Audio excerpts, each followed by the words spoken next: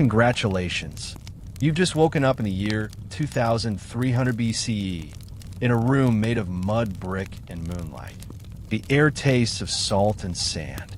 You don't know how you got here, or maybe you do, but the memory is buried somewhere under centuries of clay and the rhythmic murmur of prayers long since silenced.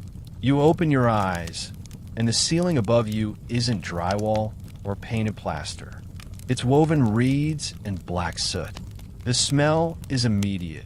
Burnt incense, stale goat's milk, warm sweat from a restless body that has known too many ritual fasts. The bed beneath you is nothing more than tightly packed straw, softened by linen that's rougher than you remember linen should be. No Egyptian cotton, no milk latte waiting, just you, and the distant chant of temple singers breaking the stillness of dawn. Outside your window, a window without glass, just a carved opening in a thick wall. The desert wind carries the dust of gods and conquerors. You hear the first grumble of the oxen as the city of Uar awakens, its breath slow and ancient. You're not in New York. You're not in the 21st century. You're in the beating heart of Sumer, somewhere between myth and empire, between scripture and sandstorm. And you're not just anyone. You are her. You are Enheduanna, high priestess of the moon, daughter of Sargon the Great, keeper of divine secrets and whispered hymns.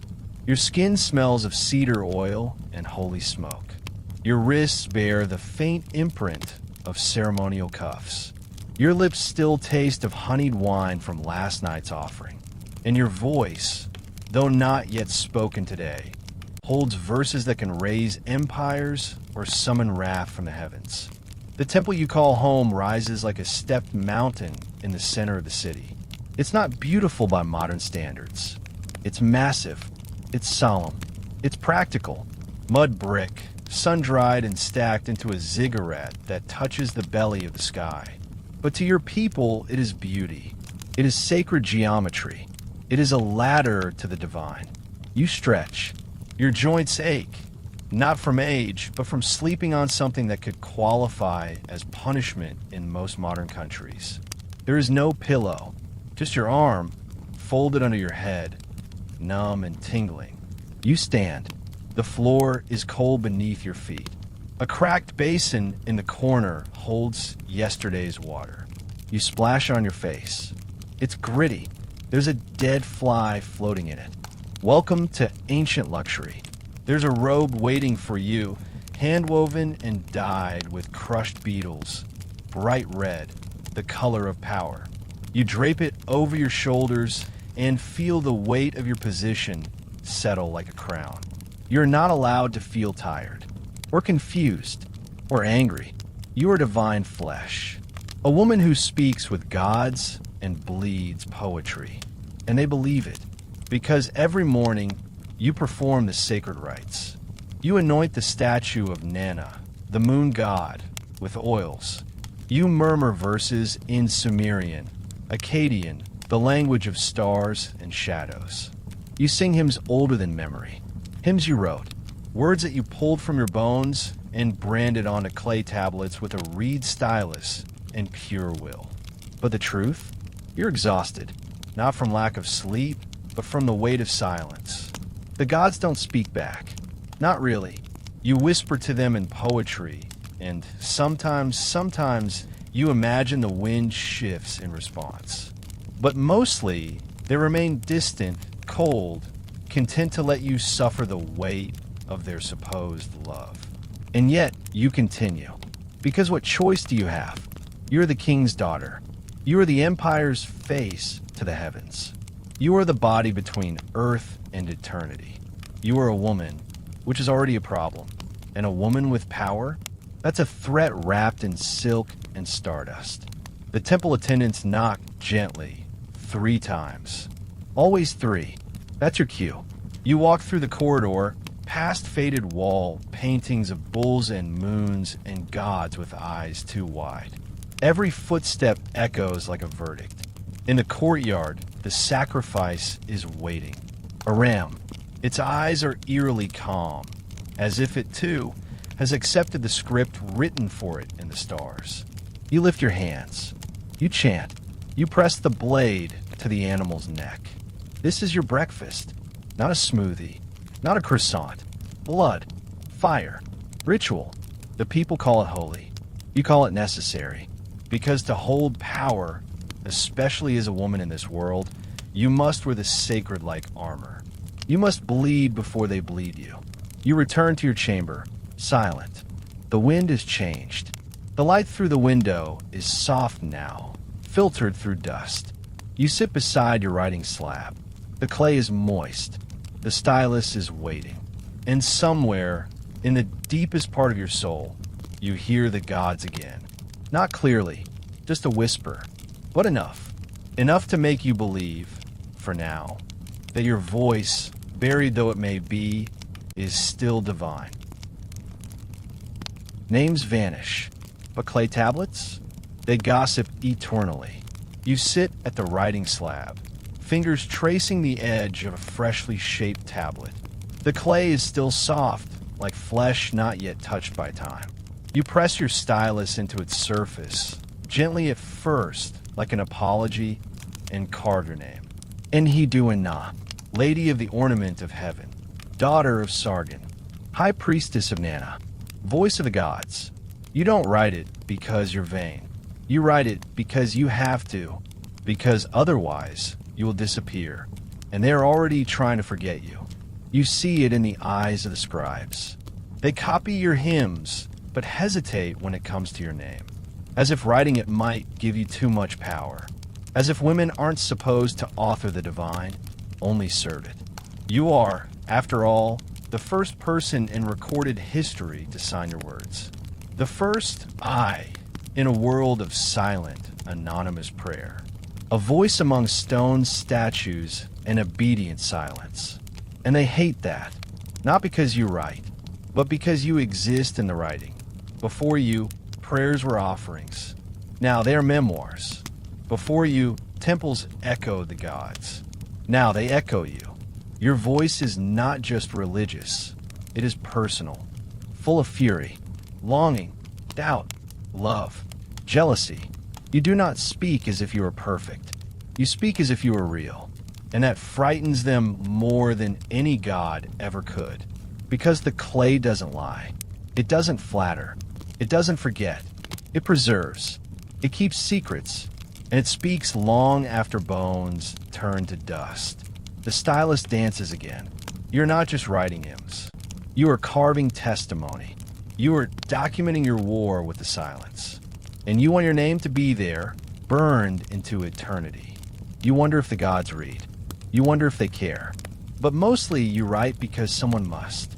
Someone must remember that a woman stood here once, surrounded by blood and incense, kissed by both divinity and grief, and wrote down what the world tried to erase. You look up from the tablet. The sunlight slips across your writing chamber, turning the dust into gold. Through the open doorway, you hear the market rising, voices calling out figs, barley, copper bowls. The world spins, oblivious, and you are still here, anchoring it quietly with your words. Do you ever think of what will happen to your tablets? They will dry. They will crack. They will fall through time, buried under rubble and empire and time's indifferent hand. But thousands of years from now, a man in a dusty hat will kneel in a forgotten ruin and find you. He won't know what he's holding. Not at first, just another fragment, another puzzle. But when he reads it, when the symbols align and your voice shivers through the dust, he will know.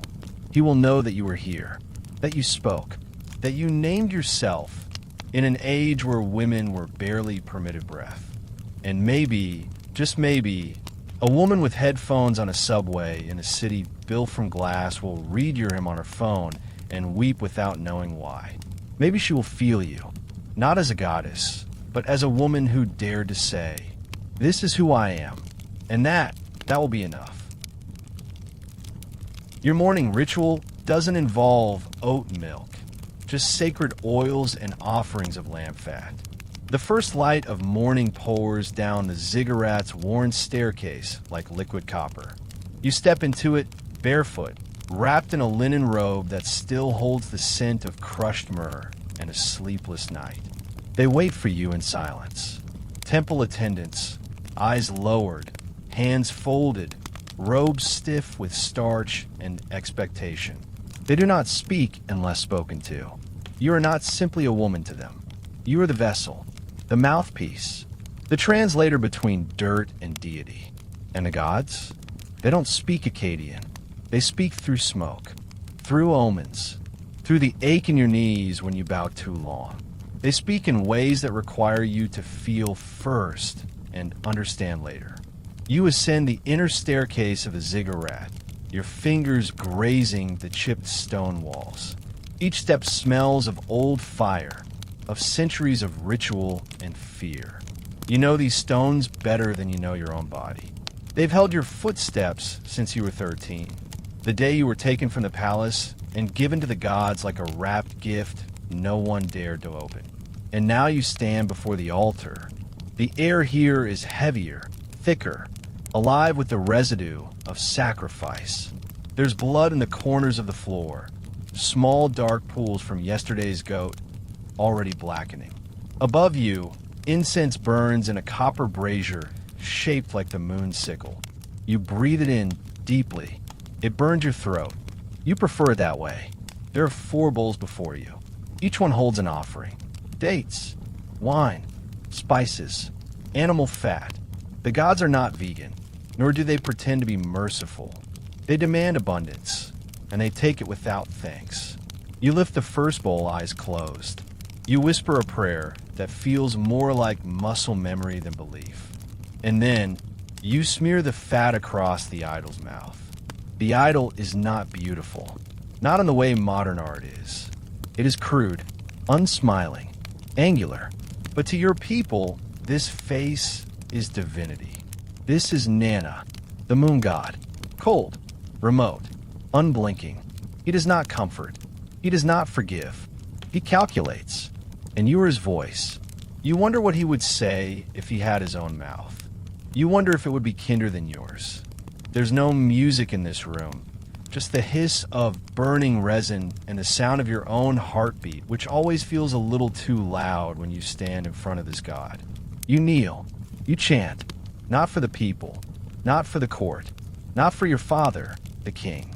For him. For it. For that nameless hunger in the sky that seems to swallow even the strongest when they forget to bow. Hours pass, or maybe minutes. Time bends around ritual, around repetition, around surrender.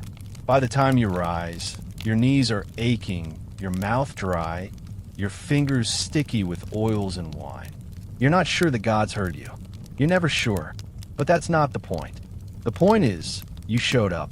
And in this world, that is everything. Later, in the courtyard, the lesser priests will perform the public rituals. There will be music, sharp flutes, and drums like thunder. There will be fire, sacrifice, a feast for those who can afford to pretend they are loved by the gods. But you don't need the spectacle. You've already done the real work. You've stood in front of a god who does not blink, and you did not flinch. You kissed the air with words no one will ever hear but the wind. You painted prayers across a statue's lips with hands that tremble only when alone. And when you walk back down those steps, slow and deliberate, the city below looks up, not because you are beautiful, not because you are royal, but because you are her, the woman who speaks to things no one dares name, the woman who knows how to survive in a world built on fear and silence, the woman who smells of power, not the kind worn on crowns, but the kind soaked into skin from years of prayer and blood and salt. You pass a boy carrying figs in a reed basket. He looks at you, not with lust, not even with curiosity, but with something rarer, reverence. And maybe that's why you keep going. Not for the gods, not for your father, but for the few who still look up and think, she is more than what they told us women could be. You return to your chamber, And as you sit to write again, the scent of sacred oil still clinging to your wrists, you whisper the first line of your next hymn, Lady of Largest Heart, because tonight, Enheduanna will demand to be remembered. And you, her poet, her priestess, her voice, are the only one alive who dares to write her down. You call him Father, but he answers in eclipses and drought. The city sleeps beneath the light of the crescent moon, its pale curve hanging above the ziggurat like a blade held by invisible hands. Somewhere in the courtyards of Uar, a mother is stilling a crying child with the last of the barley milk. Somewhere, a scribe falls asleep on a wax tablet, dreaming of taxes. But not you. You are awake, because tonight, your father has come to visit, and he is made of silver. Not the father who spilled his blood for an empire, the flesh and bone man, Sargon of Akkad, breaker of cities, wielder of crowns. No, the other father, the cold one, the one who speaks in tides and omens, the one who does not bleed. Nana, the moon god. He does not knock. He does not whisper. He simply is, hanging in the night sky, watching with his wide, vacant eyes. They told you, once, that you were his daughter. Not metaphorically, not symbolically, but literally. You believed them. You had to. It explained too much. Your stillness, your silence, the way your thoughts moved like water over black stone. But what kind of father only answers in riddles? You've spent your life trying to decode him. You burn oils, you chant hymns, you give him the fat of newborn lambs. And in return, he gives you shadows. Not comfort, not warmth, just the strange ache of knowing he sees you, but will never hold you. That's the thing about gods. They look like parents until they don't. You remember the day they placed the crown on your head. You were barely a woman. 13, maybe 14. Your body still growing, still unsure of its own curves. They wrapped you in blue and silver robes, tied your hair in ritual braids, and told you to kneel before the statue.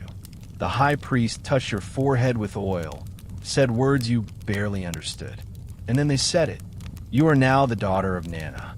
No one asked you if you wanted that title. It was not a role you chose. It was an identity forced upon you, beautiful, terrifying, inescapable.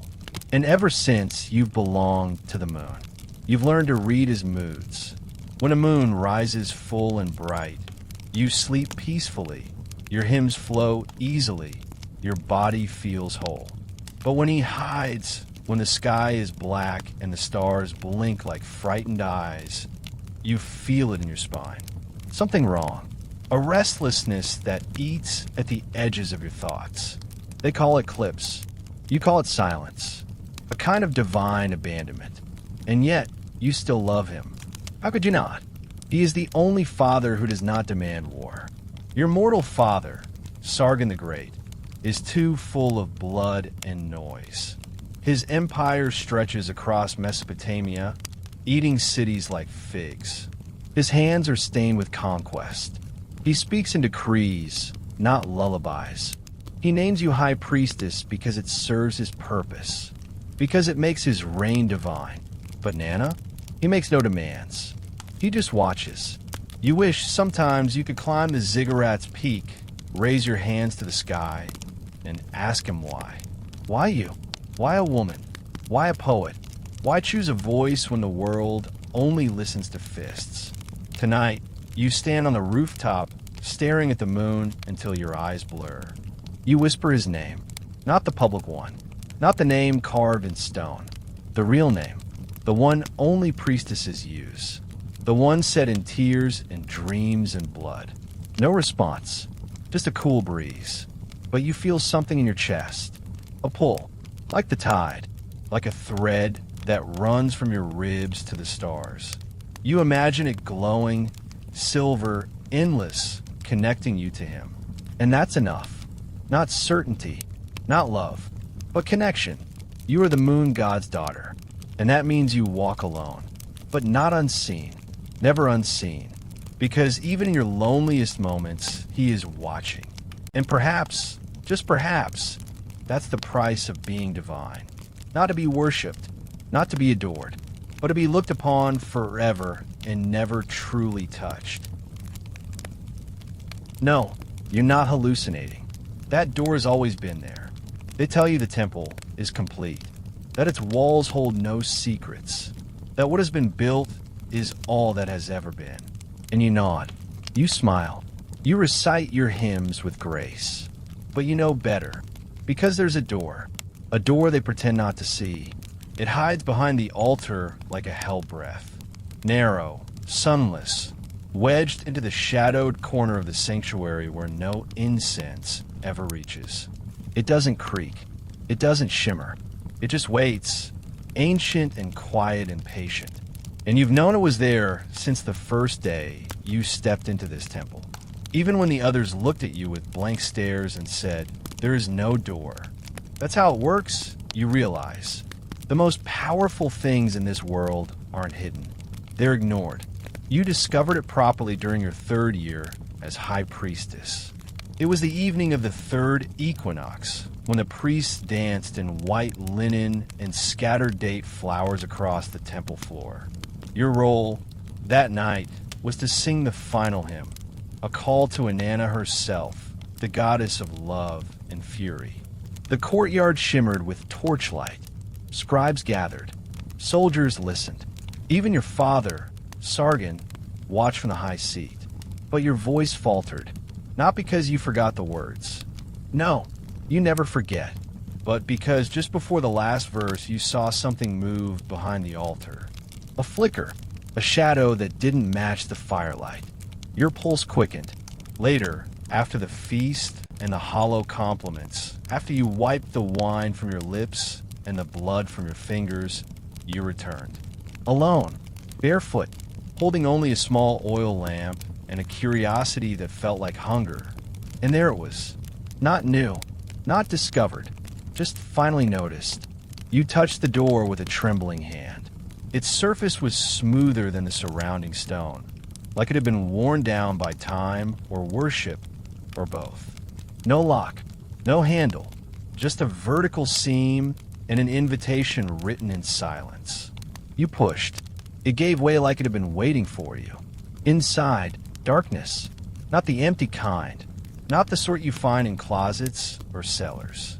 No, this darkness was thick, sacred, the kind that had depth, texture, the kind that made you feel like you had just walked into the lungs of the earth.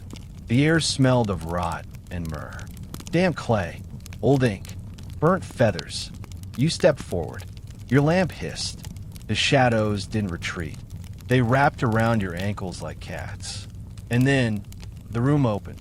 It wasn't large, no more than 10 strides across, but it pulsed with something alive. You remember the shelves first, stone slabs carved into the wall, covered in tablets. Hundreds of them, maybe thousands. Some cracked, some melted at the corners, some fresh, still wet. They were not the public hymns, not the recitations of the temple. These were different, personal, messy, raw. You picked one up, ran your fingers over the inscription.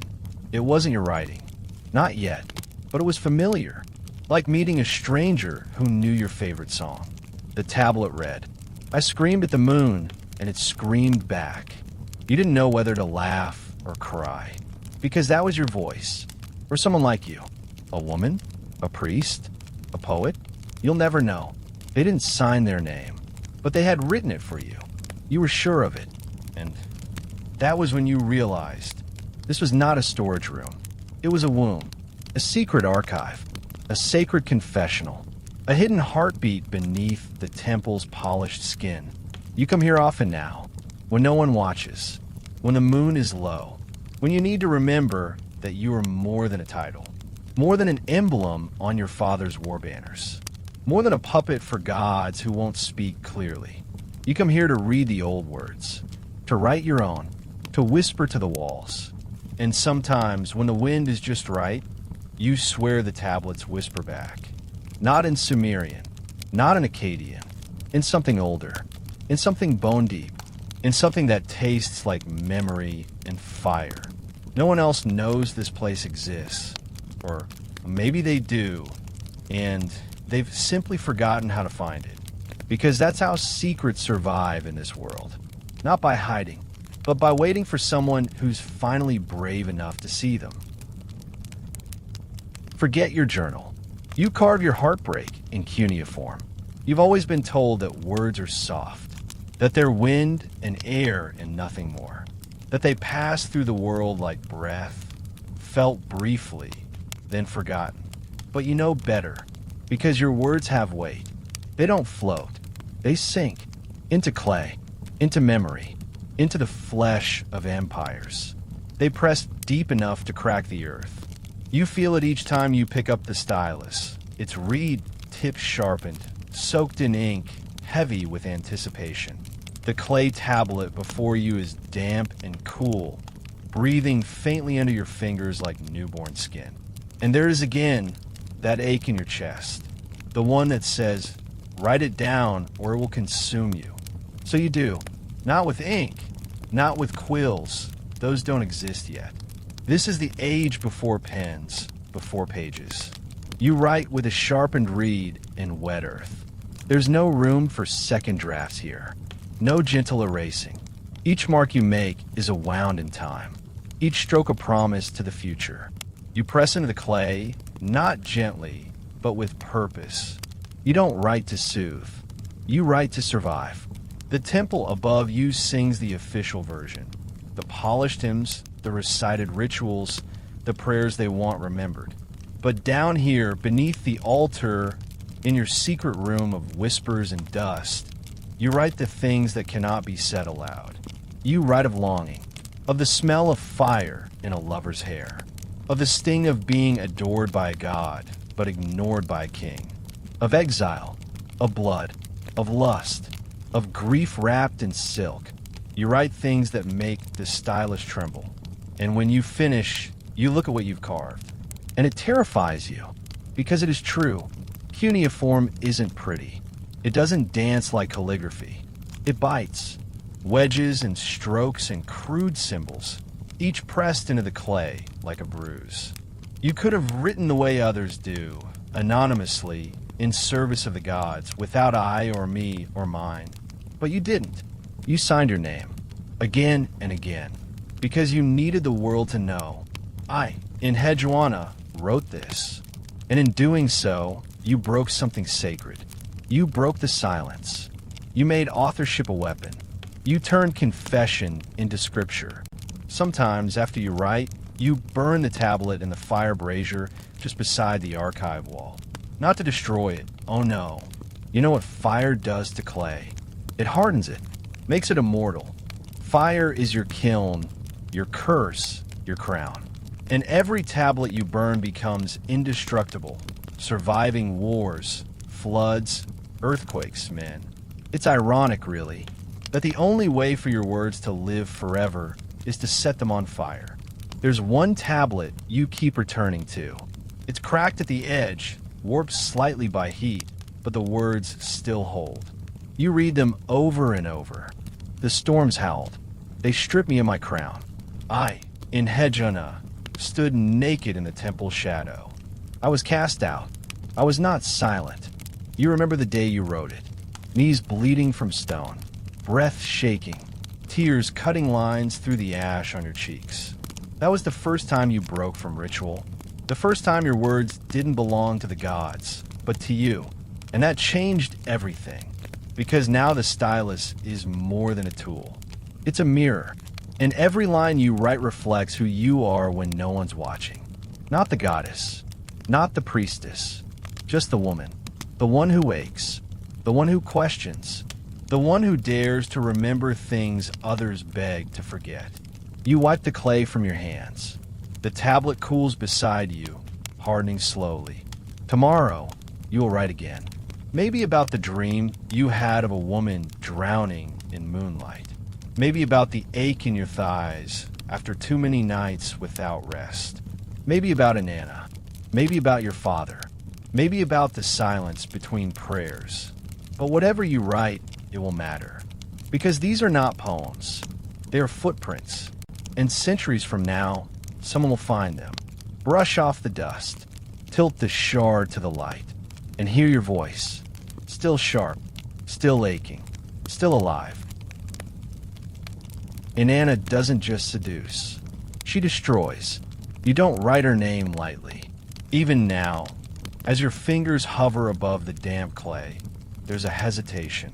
A pause not out of reverence, but out of fear. Because once you call her, she doesn't leave quietly. Enheduanna, she is not soft. She is not motherly.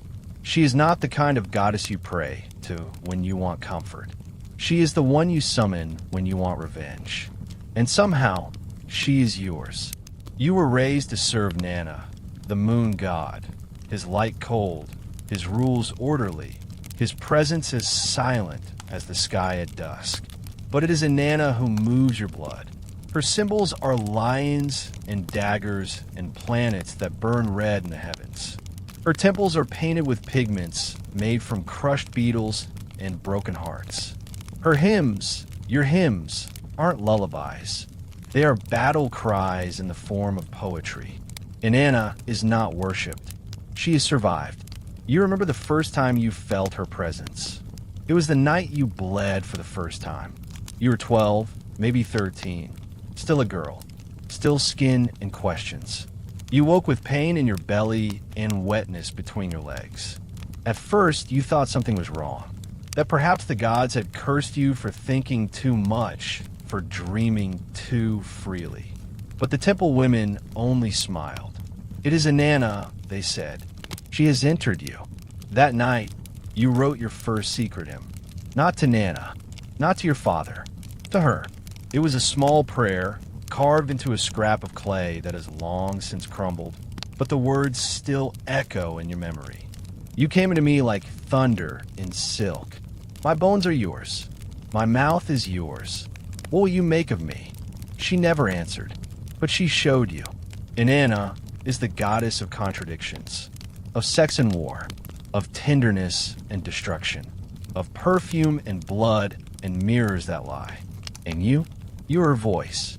No man could write her like you, because no man has lived inside her, felt her rage like a flame under the ribcage, felt her hunger not just for flesh, but for power, for domination, for freedom. You don't just praise her, you become her, and that terrifies them. Your fathers' generals squirm when you recite her hymns aloud, not because they don't believe in her, but because they do. Because they hear something in your voice that's too honest, too raw. When you chant, she who dances on the battlefield, dripping in men's blood, laughing with a mouth full of teeth. They shift uncomfortably in their seats. And when you close your eyes and whisper, she who enters the lover's bed and leaves with his soul under her fingernails, they avert their gaze. Your hymn to Enheduanna is not one poem. It is an epic stitched together over years. Sometimes in joy, sometimes in despair, always in awe. You've written her triumphs. The day she ripped the gates of the underworld off their hinges just to make a point. You've written her wounds.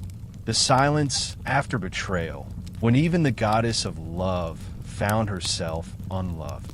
You've written her hunger. The nights when she prowled the city expected. A woman who knows them too well. The scent of the priestess is not for mortals. You don't choose your perfume. It chooses you. It clings to your skin long after the ceremony ends, long after the blood has dried, the incense has burned away, and the temple doors have closed. It's not floral. It's not sweet. Not exactly. It's layered.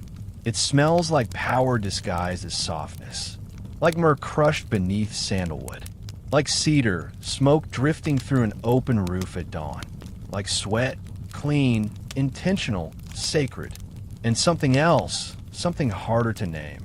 Fire, honey, salt, ash, sex, fear, the scent of the divine wrapped in flesh, the scent of a woman who's been touched by gods and dares to remember it.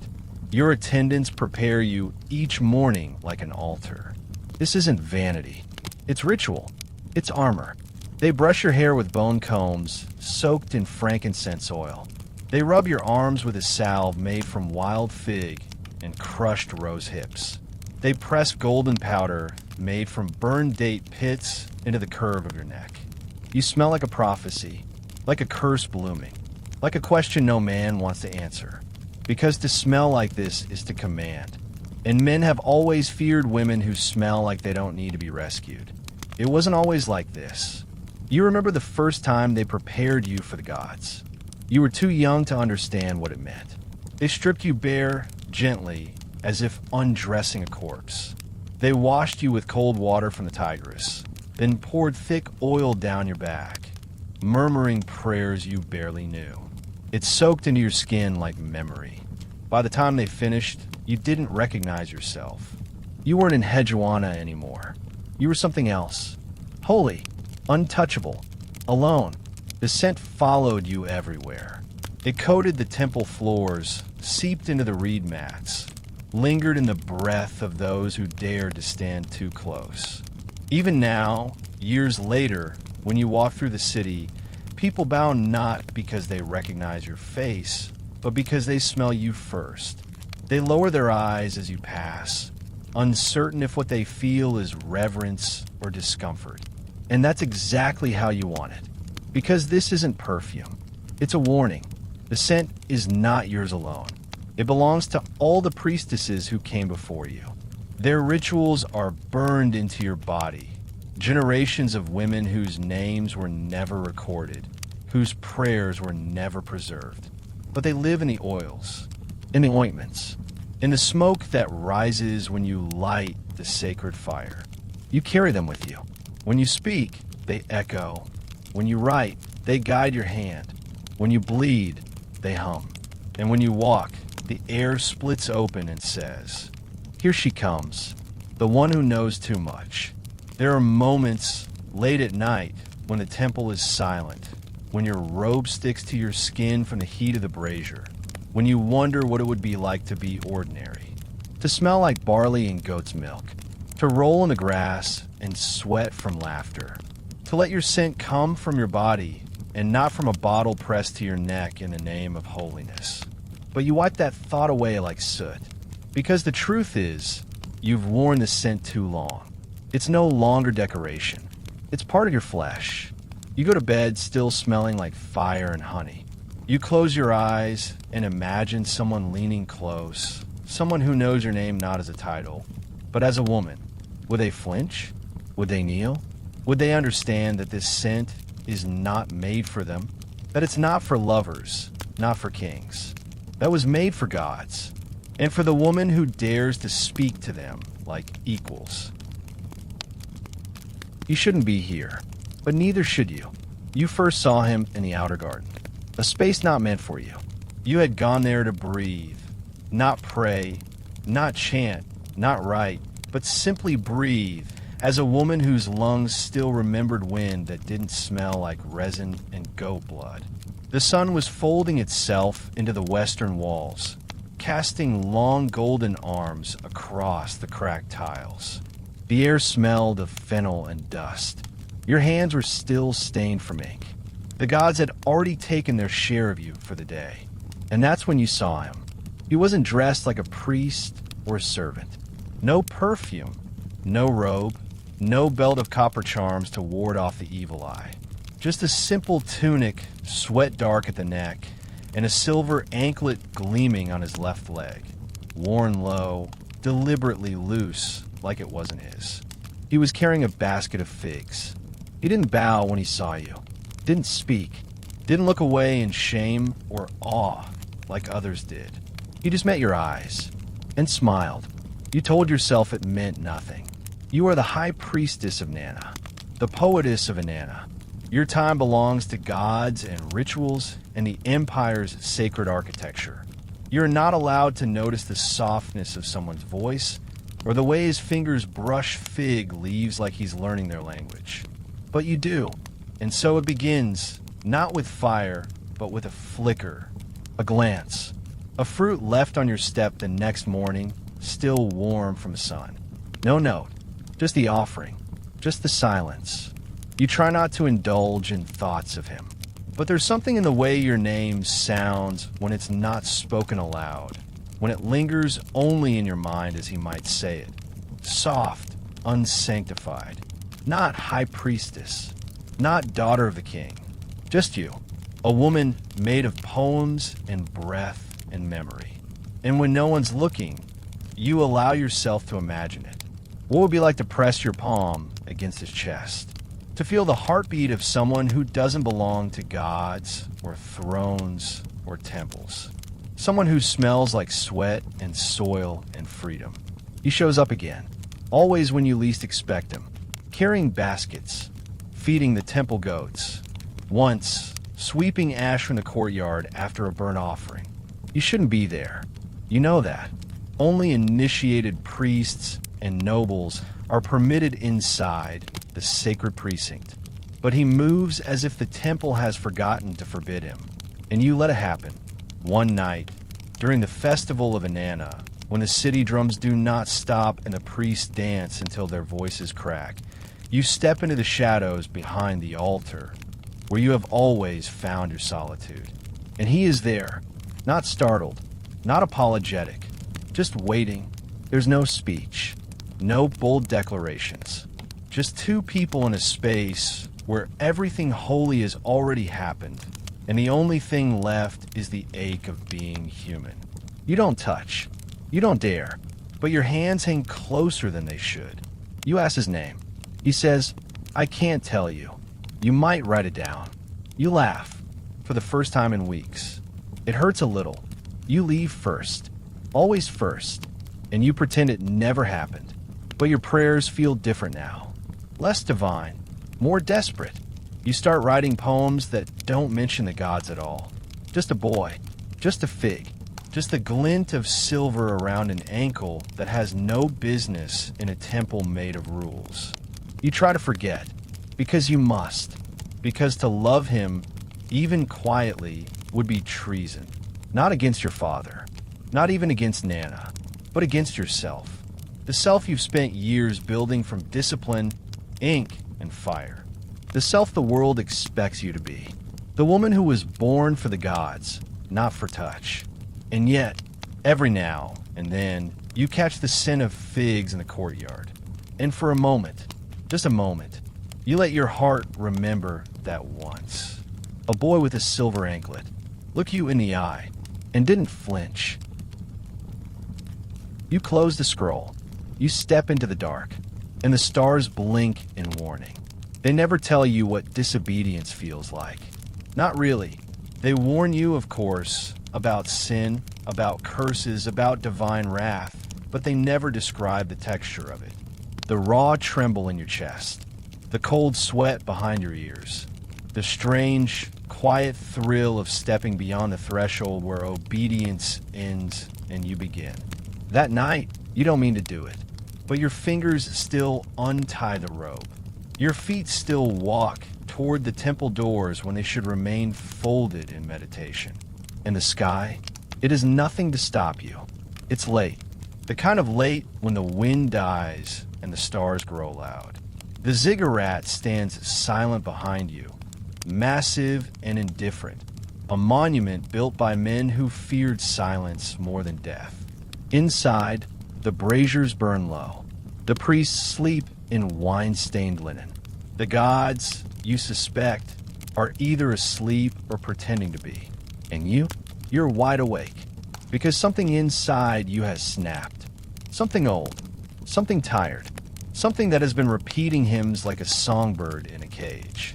You carry no offering, no scroll, no oil, just yourself, just your bare feet on sand still warm from the sun. You walk beyond the garden, past the sacred fig trees, past the arch where only temple servants go, past the rules. You don't stop, because if you stop, you'll remember who you are. And right now, you need to forget. The city of you are at night is a different creature. The crowds are gone, but their heat remains, rising from the stones in breathless sighs. Dogs bark in the distance. Somewhere, a woman laughs, high and broken. The smell of beer and urine clings to the alleys. Lanterns flicker behind reed doors. This is the part of the city no priestess is supposed to know. But you know it. You've walked it in your dreams, in the margins of your mind, where the voice of Enheduanna grows quiet and yours grows loud. You reach the river. Its banks are lined with men who've already forgotten what day it is. Boys throwing stones, girls whispering stories with hands over their mouths. And him, the boy with the silver anklet. He sits on a fallen column, skin glowing pale in the moonlight, like something sculpted by mistake and left behind by time. He sees you, doesn't bow, doesn't speak. He just shifts, barely making space. You sit. You don't say why. You both know.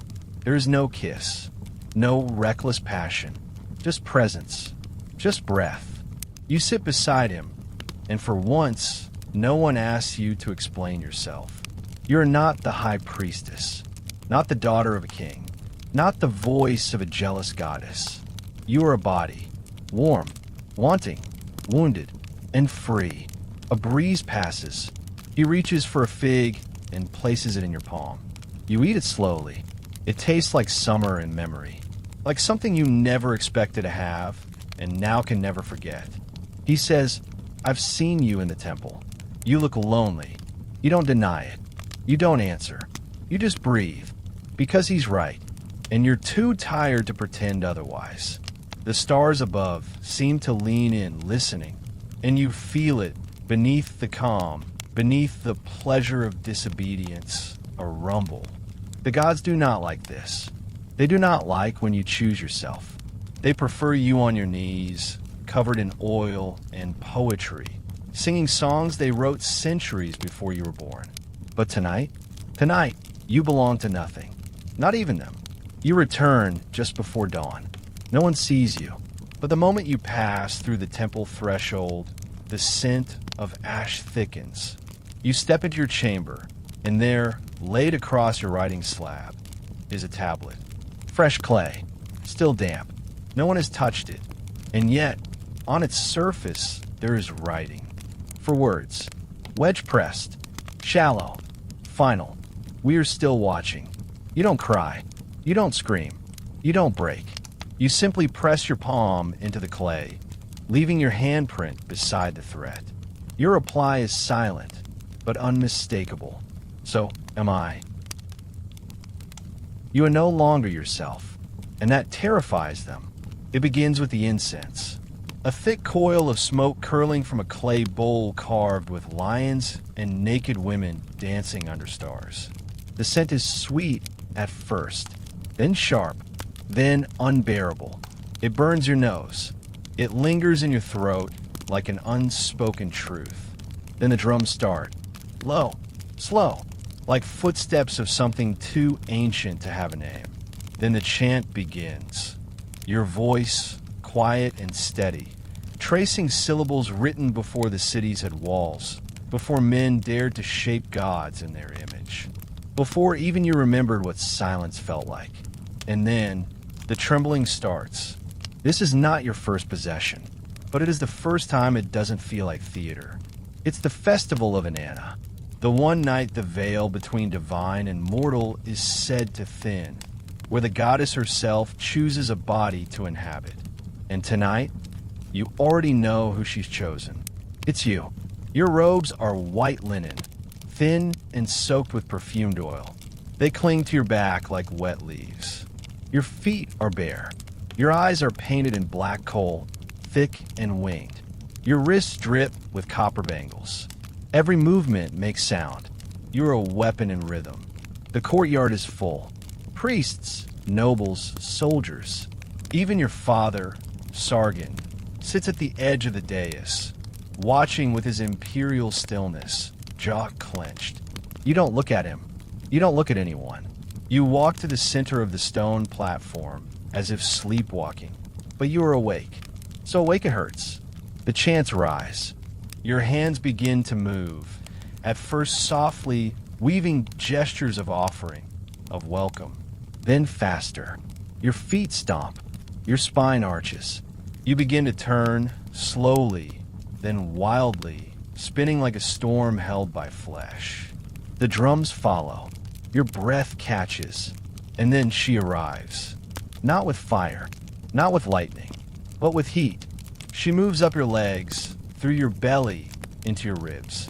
Your throat tightens, your hands curl, your mouth opens, but it's not your voice that escapes.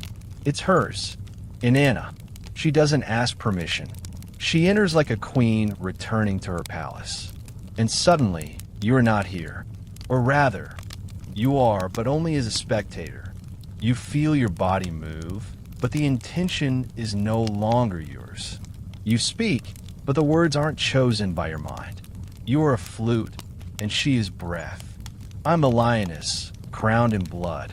I devour kings and kiss poets. I ride the backs of beasts, and when I moan, the earth opens. Your voice is deeper, thicker. It carries weight like thunder. The priests stop chanting. The crowd falls silent. You see it in their faces, terror, not because they doubt the goddess, but because they believe. And it horrifies them to see a woman. You become the thing they fear most. Power unchained.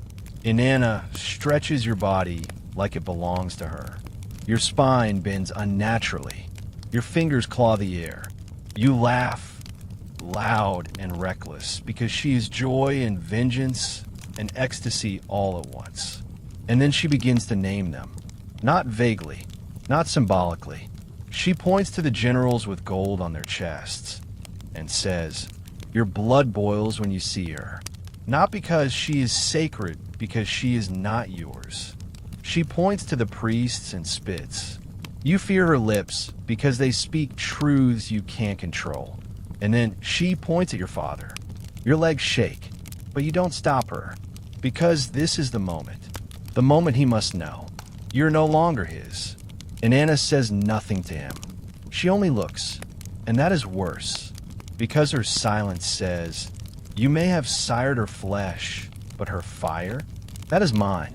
The ceremony ends when your body collapses to the stone floor. Your forehead hits hard. There is no cushion for ecstasy. The priests rush to lift you. Your lips are cracked. Your nose bleeds. Your robe is torn. Your heart is pounding like a trapped bird. But you are smiling, because you're not afraid anymore.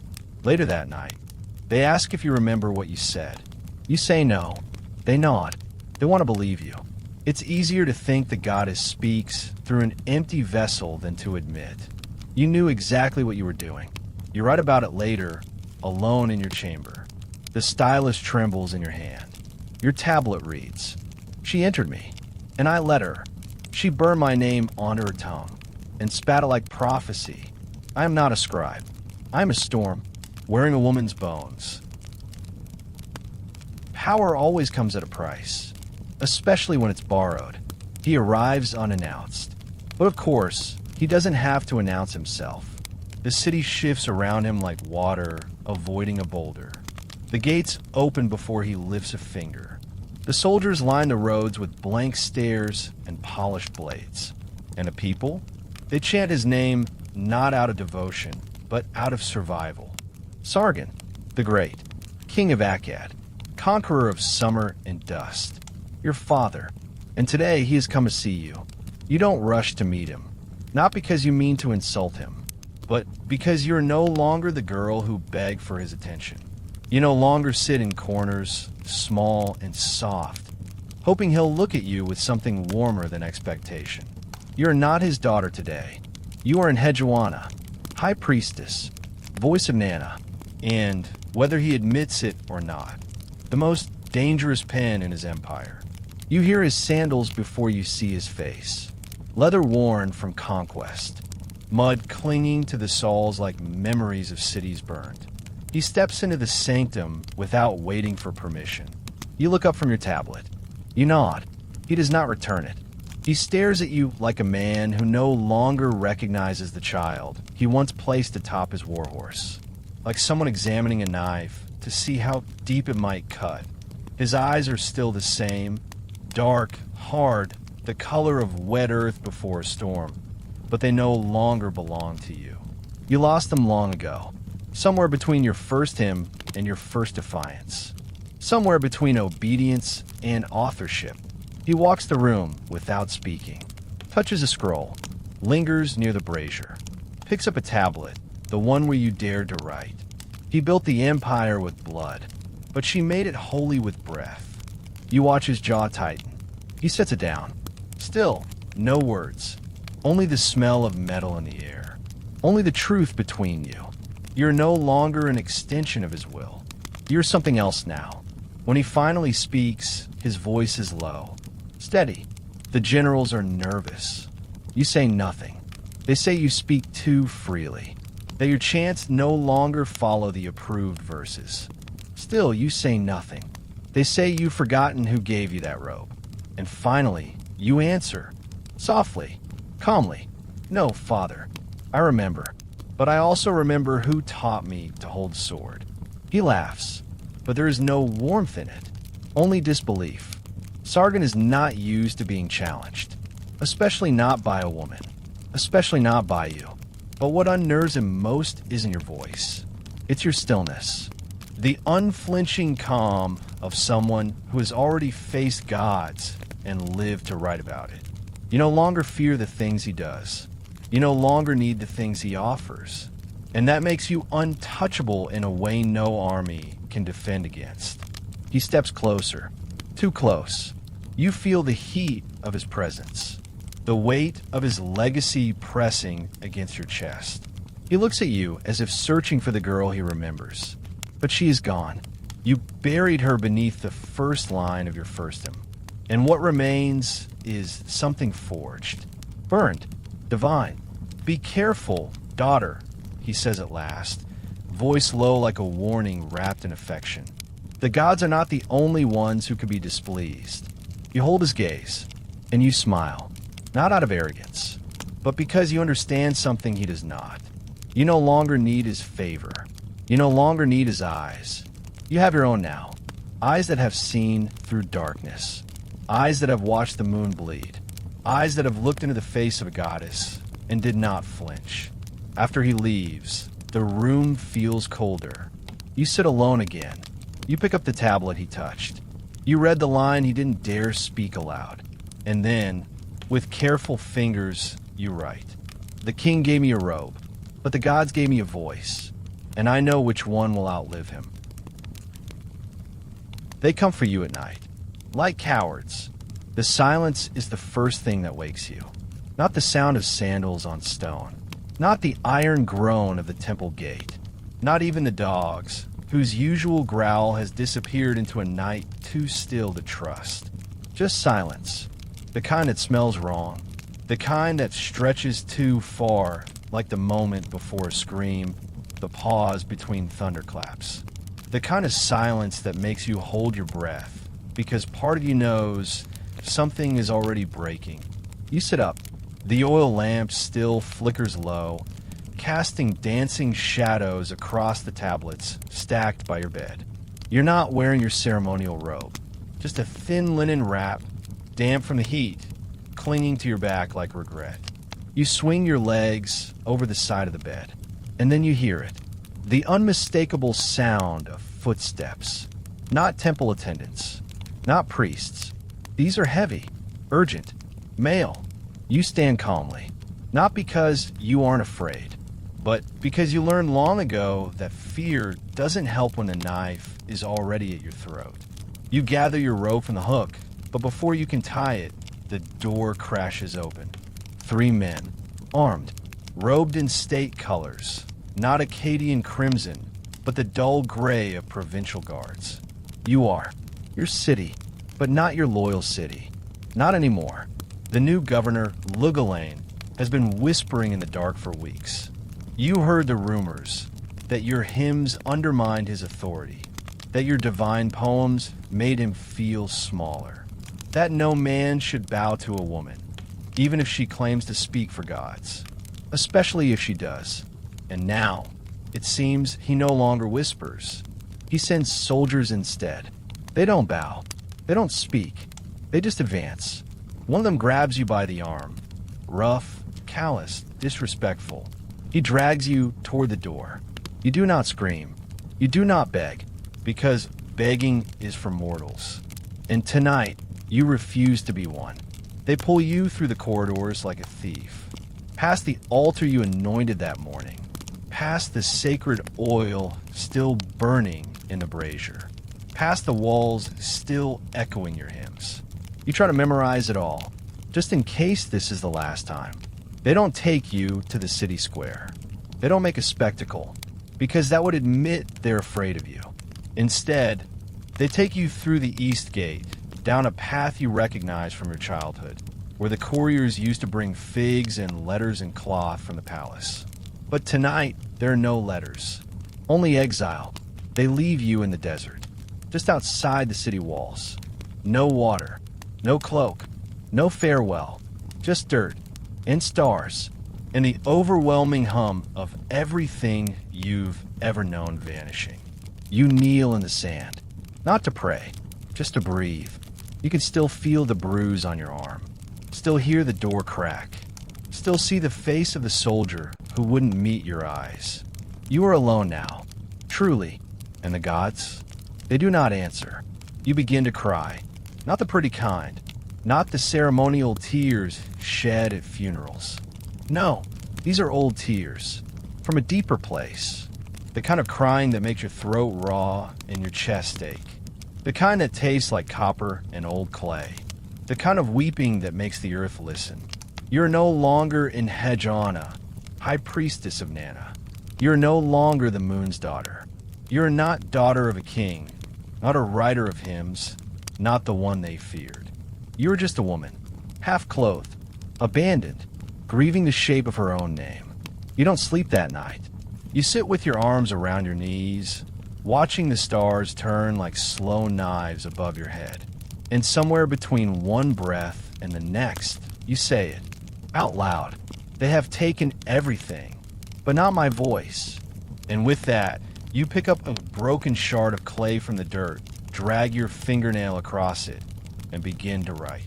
No stylus, no tablet, just your words, just your truth, scratched into the skin of the earth like a curse, like a spell, like a promise that no man, not even the ones with swords and titles, can silence you forever.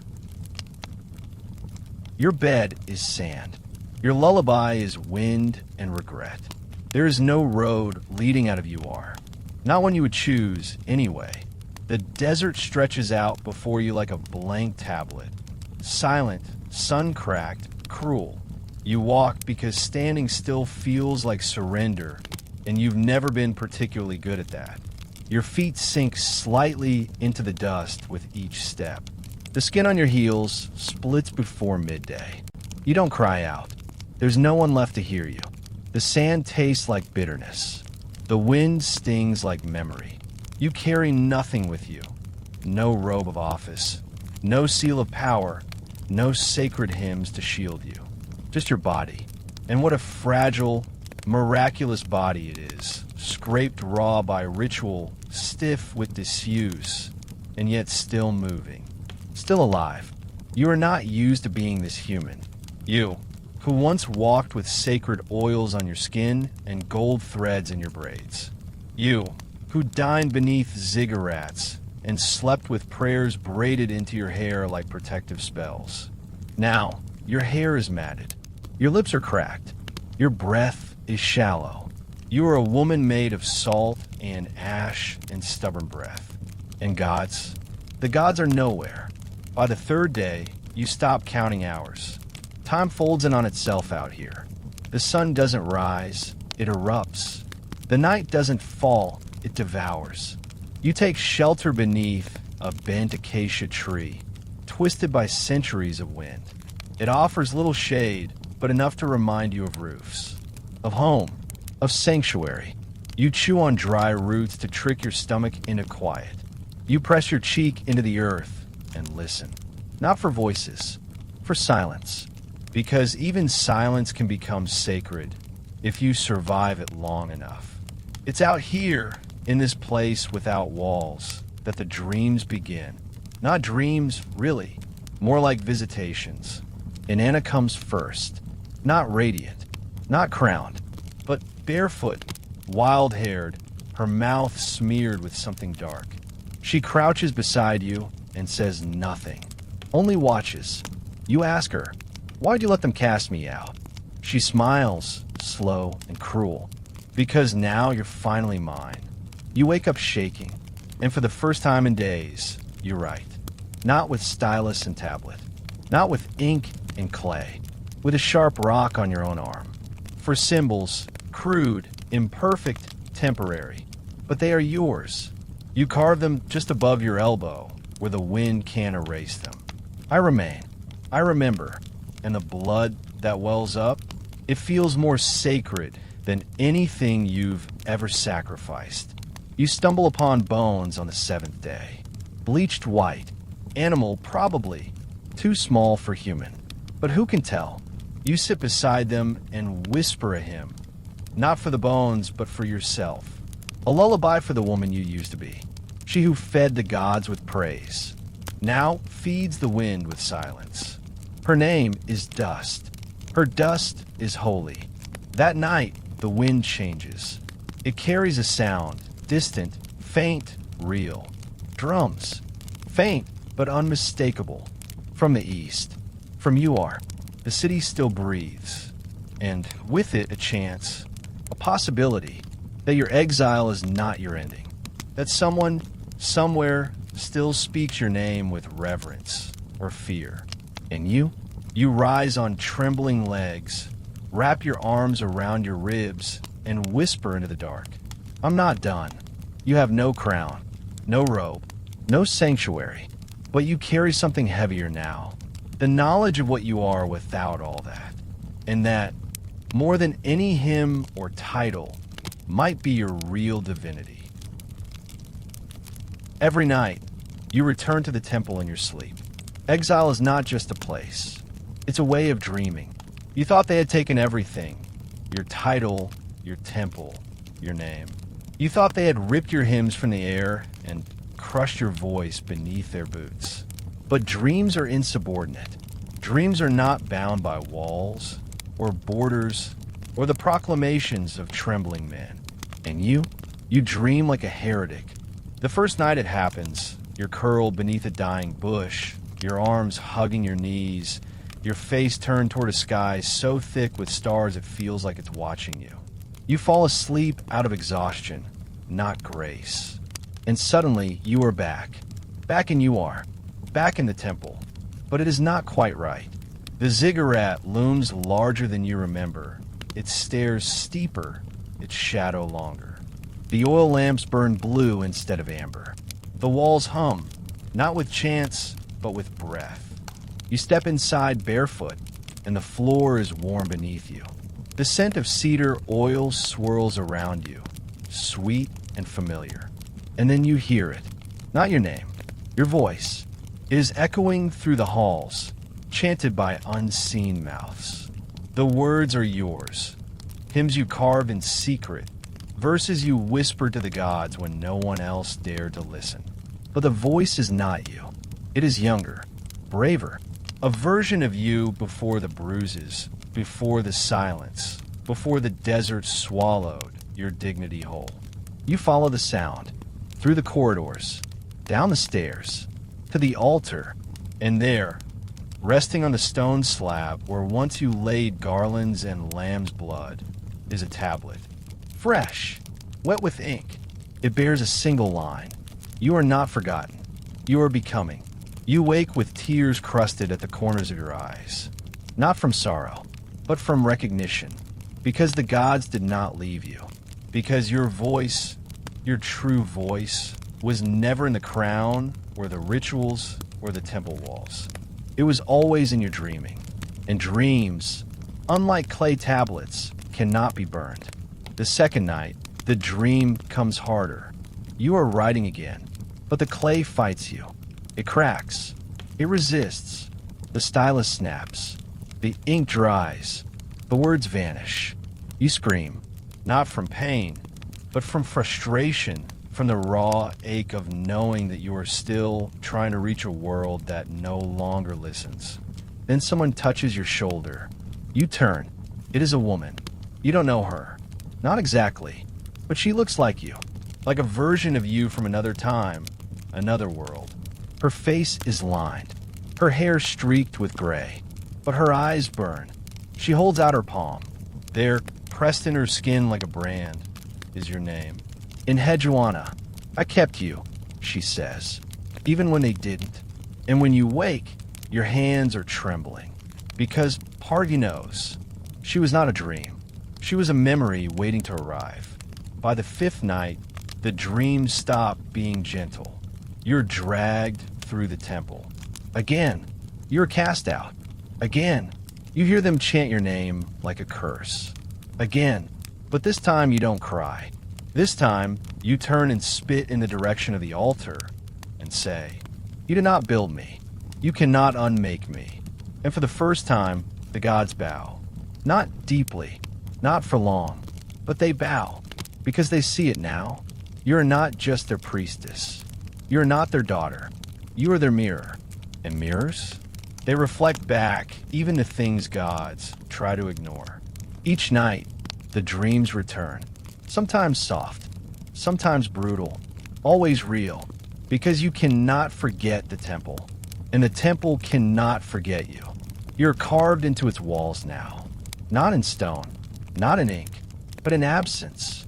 And absence, when laced with memory, becomes legacy.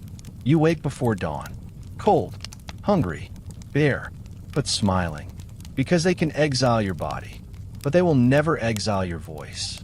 And your voice, every night, finds its way home. They thought they erased you. They underestimated poetry. You return barefoot, not because it is humble, not because you want forgiveness, but because there is no other way left. The sandals you once wore, crafted by palace hands, lined in soft leather, were taken with your title. Your robes were stripped, your hair unbraided, your name tarnished, slandered, silenced in public recitations. And still, you return, not as a priestess, not as a daughter, but as something much harder to destroy, a survivor with memory etched into every bone. The guards at the gate do not recognize you. That's the first blessing. To them, you are another weather-worn woman from the low villages, limping under the weight of dust and distance. They see your sunburn, your cracked lips, your robe patched with threadbare cloth, but not your voice. That part they can't see. That part you've kept buried deep, glowing like an ember behind your ribs. You step through the gates like smoke unnoticed, and you are, your city, once gilded and towering, once held together by your rituals and your breath, feels unfamiliar, smaller, louder, dirtier. Or maybe it's not you are that's changed. Maybe it's you. You make your way through alleys once swept for your procession. You pass the statue of Nana where you once knelt, oil dripping down your arms like sunlight turned liquid. There's a new garland around his neck, dried, wilted, offered by someone who doesn't know what a god tastes like when he's angry. You don't stop. Not yet. You reach the temple just before dusk. The gates are locked, but locks are for men. You know the side entrance, the narrow passage behind the apothecary gardens. The one priests use when they've sinned and don't want to be seen entering in daylight. You use it now, not because you are ashamed, but because the ceremony of return is not for the gods. It is for you. Inside, the temple is colder than you remember. The torches are dim. The chants are lazy. The stone is damp with disuse. The sanctity feels thinner, like a fabric worn too many times. And there, standing before the altar you once ruled, is Lugalain, the man who orchestrated your exile. He wears your robes now. Not well. They sag on his shoulders, limp and unblessed. His hands shake slightly as he raises the ceremonial knife for the evening prayer. His voice cracks as he chants a version of your hymn, butchered and bloodless. He does not see you. Not yet. So you wait, like a wolf in the weeds. Then someone in the crowd gasps. Whispers rise like steam. The priest beside Lugalain turns, freezes, and the man himself, he sees you. And for a brief, delicious second, he goes pale, because you're not a ghost. You are not forgotten. You are not broken. You are here. He tries to recover, clears his throat, summons a sneer. You have no place here, woman. The gods have chosen another. You step forward, not fast, not grand, just steady, and you say, then let them speak. The room falls silent. No drum, no chant, no fire, only breath. And then, without permission, without ceremony, without incense or sacred music, you speak. Your voice fills the temple like thunder written in velvet. I was cast out. I wandered the desert. I wrote with blood. I bled with ink. And still, the goddess came to me. She entered my sleep and crowned me in exile. Your words are not recited. They are unleashed. Not ritual. Reckoning. The people do not kneel. They rise. They inch closer. Wide-eyed. Breathless. Because they remember now. The hymns with heat. The prayers with teeth. The way the temple once felt alive. And Lugalain? He drops the blade. Because somewhere deep beneath his silks and titles, he is afraid. Not of you, but of what you represent. That some truths cannot be unspoken. That poetry, true poetry, cannot be ruled. That night, you sleep in the temple again. Not in the priestess' quarters. On the floor, right beneath the altar, you lay your head against the cold stone and whisper a thank you. Not to the gods, to yourself, because it wasn't the moon that brought you back. Not your father, not the people. It was your words. They remembered you, when no one else did. No more metaphors. You're writing truth now. The ink is darker now. Not because the pigment has changed, but because you have. The clay seems to soften in your hands, as though it remembers you, recognizes the shape of your fingers, the pressure of your grip, the rhythm of a woman who once carved devotion into mud and dared to call it divinity. But today, you do not write devotion. You write anger. You write with a fever, with the raw breath of someone who has screamed into the desert and heard herself echo back. Not weaker, but louder. You're not writing hymns anymore. You're writing testimony. The priests hover. Some pretend not to notice. Some watch from the corners of the temple with half-concealed fear. A few bow too quickly when they pass. They speak your name again, but quietly, like it might burn their tongues. You don't care. You're not writing for them. You're writing for the wind. You're writing for the broken. You're writing for the version of you that curled under a thorn bush and carved her truth into her own skin because no one else would listen. You're writing for the forgotten. The stylus dances, if it can be called that. It pounds. It bites. Each wedge in the clay hits like a drumbeat. I was expelled. I was torn from the sanctuary like a vine stripped from a wall. I stood naked in the desert and did not die. You stop. Your hand shakes. You dip the stylus in oil and press harder. My mouth was sealed, but I unsealed it. My name was erased, but I carved it again. There is no music in the room, no incense, no ritual, just your breath, ragged and alive, and the slow, steady scratch of truth being born. You write until your hands ache, until your knees are numb, until the light fades and your back screams for rest. You do not stop, because this is not a poem. It is an uprising, not of armies, of words. And words, when wielded without fear, are more dangerous than blades. Somewhere, a novice priest watches you from a doorway. He does not interrupt. He only listens, because even he can feel it. What you're doing is no longer for the gods. It is no longer for kings. It is no longer for temples or rituals or sand-scattered scribes in distant courts.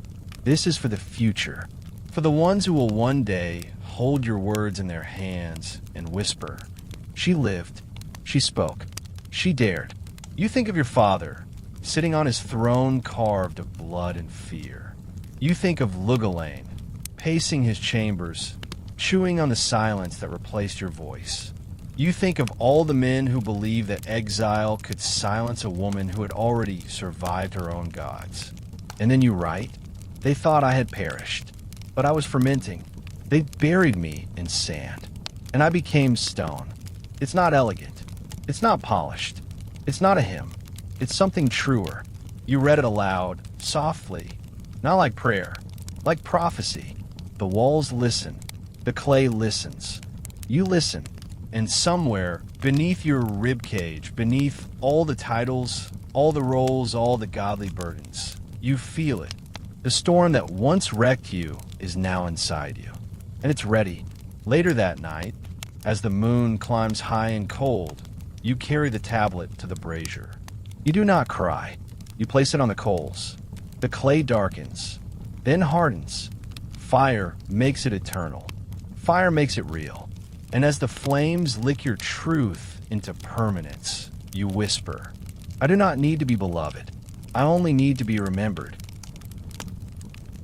They buried your words, but clay remembers everything. Centuries will pass. The sun will rise and fall over empires that haven't yet dreamed themselves into existence. Gods will be renamed, temples torn down, languages ground to dust beneath new alphabets. Kings will rise bloated with glory and rot with worms. The stories men tell will change costumes, trade names, forget mothers. But not you. You're not made of memory. You're made of clay.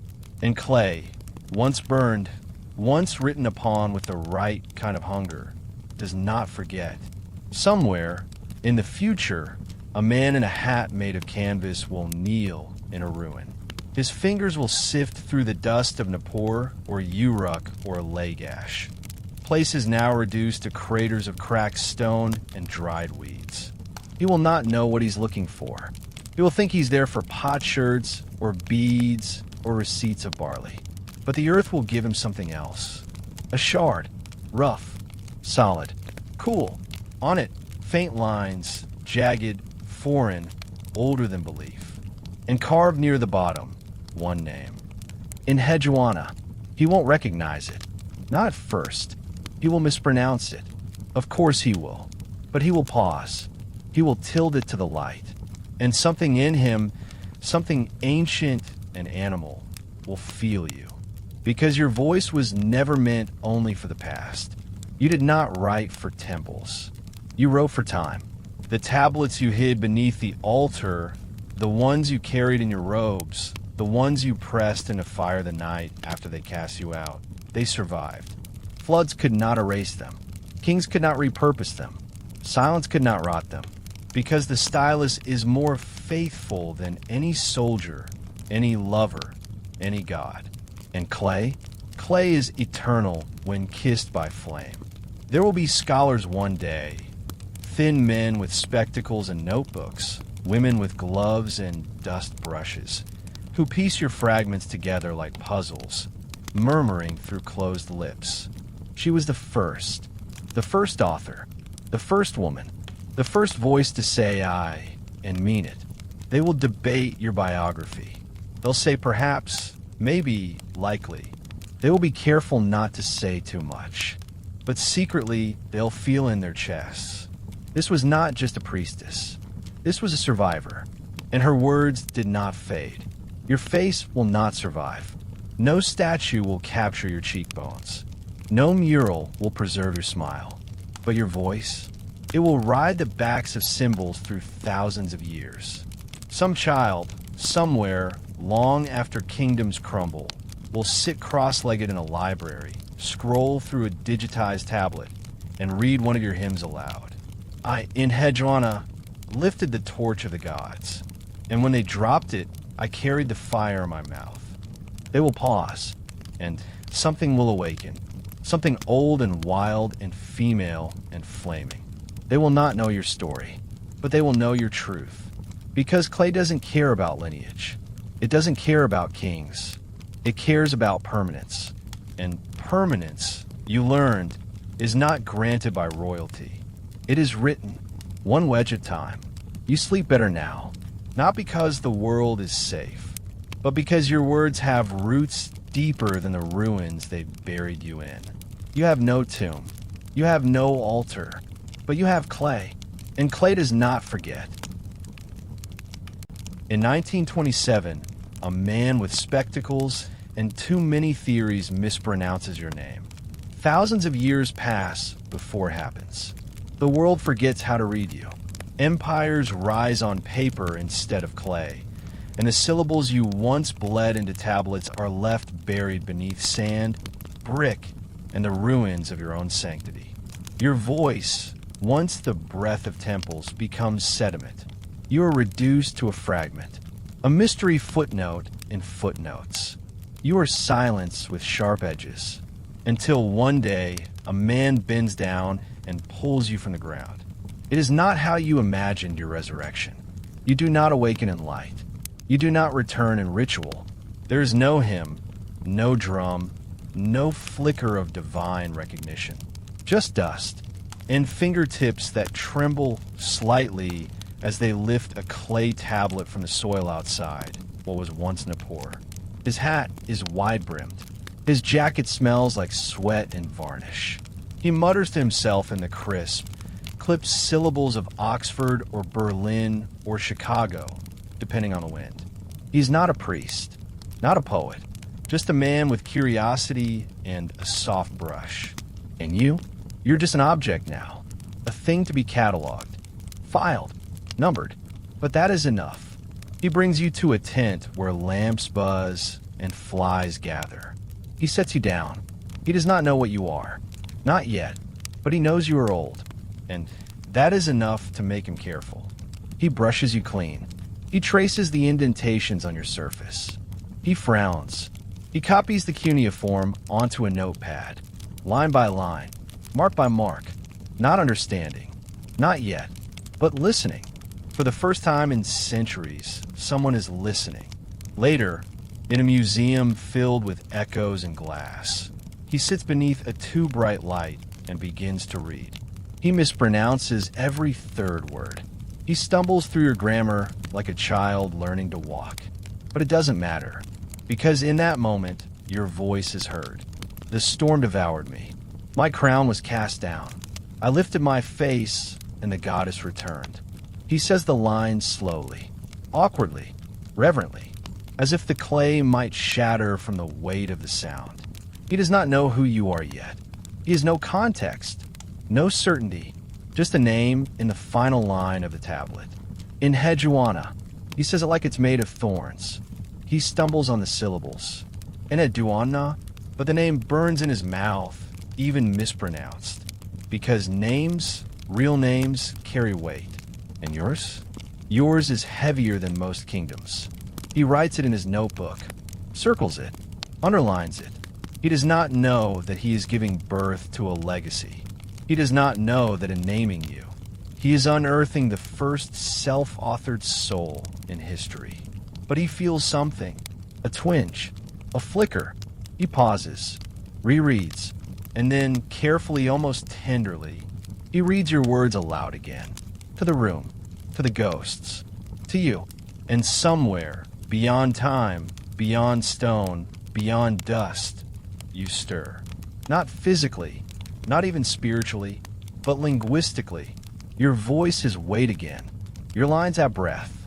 The poem that was almost forgotten becomes alive in the echo of his accent. And though the museum is empty and the light hums fluorescent and ugly, you are no longer alone. You are remembered. He won't know what to do with you yet.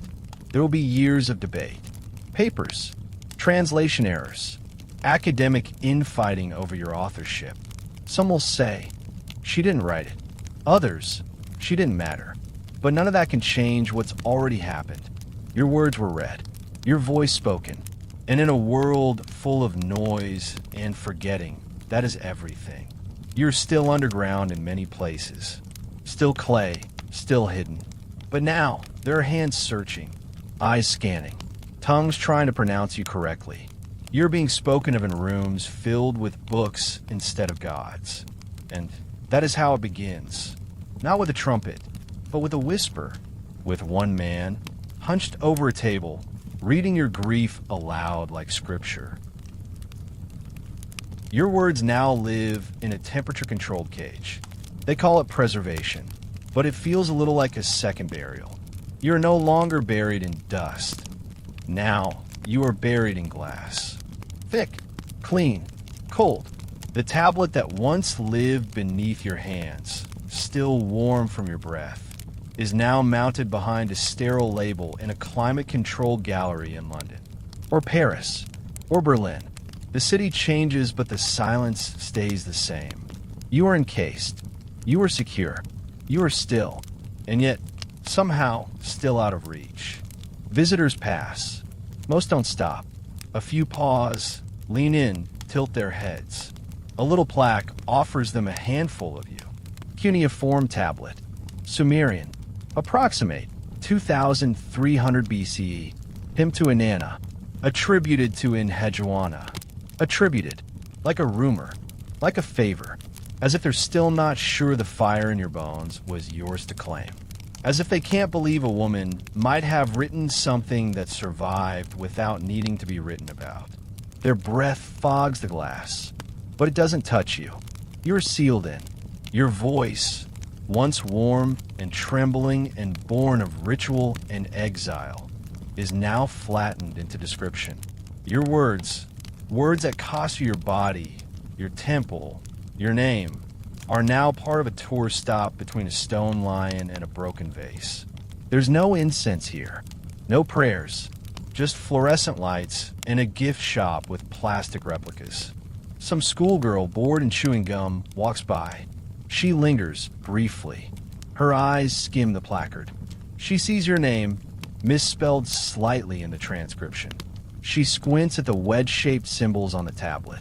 She shrugs, moves on, but a fragment lodges in her. A tiny thorn. Your name. That strange sound. Enheduanna. She'll go home that night and look you up. She won't find much. A paragraph here. A citation there. Maybe a black and white image of the tablet she just saw. But something about it will stay. Not because of what they told her, but because of what they didn't. Because she'll feel it, that what was locked behind that glass wasn't just history. It was testimony. And the glass? It wasn't protecting you. It was protecting them. Because if they read you closely, if they really let your voice through the filter of time and translation and doubt, they would hear the rage beneath your poetry. They would hear the ache in your hymns. They would realize that you weren't writing for gods. You were writing for survival. You were writing so that one day, a girl with headphones and chipped nail polish might feel a pulse in her chest she couldn't name, and maybe whisper, "She was like me," but that's not in the plaque. That's not in the temperature settings. That's not in the academic catalog, because some things can't be measured in centigrade or syllable count. Some things live in the space between the glass and the breath. Some things can't be explained without breaking the case open. You sit there behind that glass and you wait. You wait for someone not just to read you, but to hear you, to lean in past the Latin labels and whispered museum etiquette and say, "You were never meant to be quiet, were you? You will never know who they are, but they are coming. The girls with loud hearts and soft rage. The boys who were told silence is strength, but feel poems thrum in their bones. The misfits, the seekers, the ones who need you. And when they arrive, they won't tap the glass. They'll feel it crack. And you'll step through, word by word, voice by voice, until the museum is no longer your tomb, but your resurrection hall. Your sacred hymns are now a carousel of quotes over beige backgrounds. Congratulations. You've gone viral. Your exile, now aesthetic.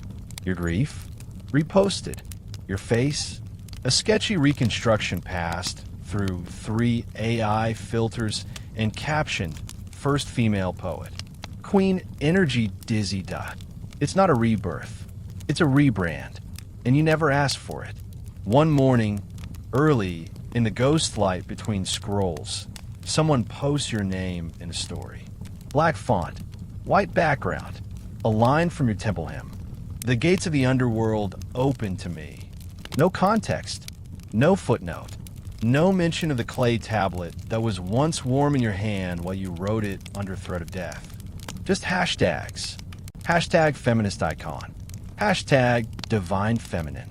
Hashtag ancient vibes. Hashtag high priestess energy. You're now a mood.